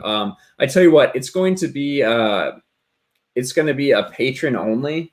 It's going to be a patron only after party on Discord not in the VIP chat, but in just the supporter chat. So available to all patrons. So if you are a patron and you want to hang out, I'll hang out for probably about 15 to 20 minutes after stream. Ask your questions. We'll hang out and talk a little bit. So that's what we can do. There will be one on Discord. So join me there in the supporter chat if you're joined. If not, join the Discord right now. Links in the description below. But thank you so much for everyone coming out. We've had over 100 people watching most of the night, which for this time in an unscheduled stream, that's awesome. So thank you guys. Thank you, Tom. Thank you, Mary, for showing up. Appreciate you guys so much. And we're going to, Price is Right review with the $5 super chat. So close. Last one. If the future is female, then the future is a house full of cats, not children. Agreed. Price is Right. Hail, brother. Appreciate that. There you go. And Grand Moff Tarkin, I see that too. Hey, no problem, brother. I appreciate your support. Thank you so much. But good night, everybody. Thanks for the super chats. Thanks for hanging out. All the likes, subscribes, shares, all that stuff. But we will talk to you guys.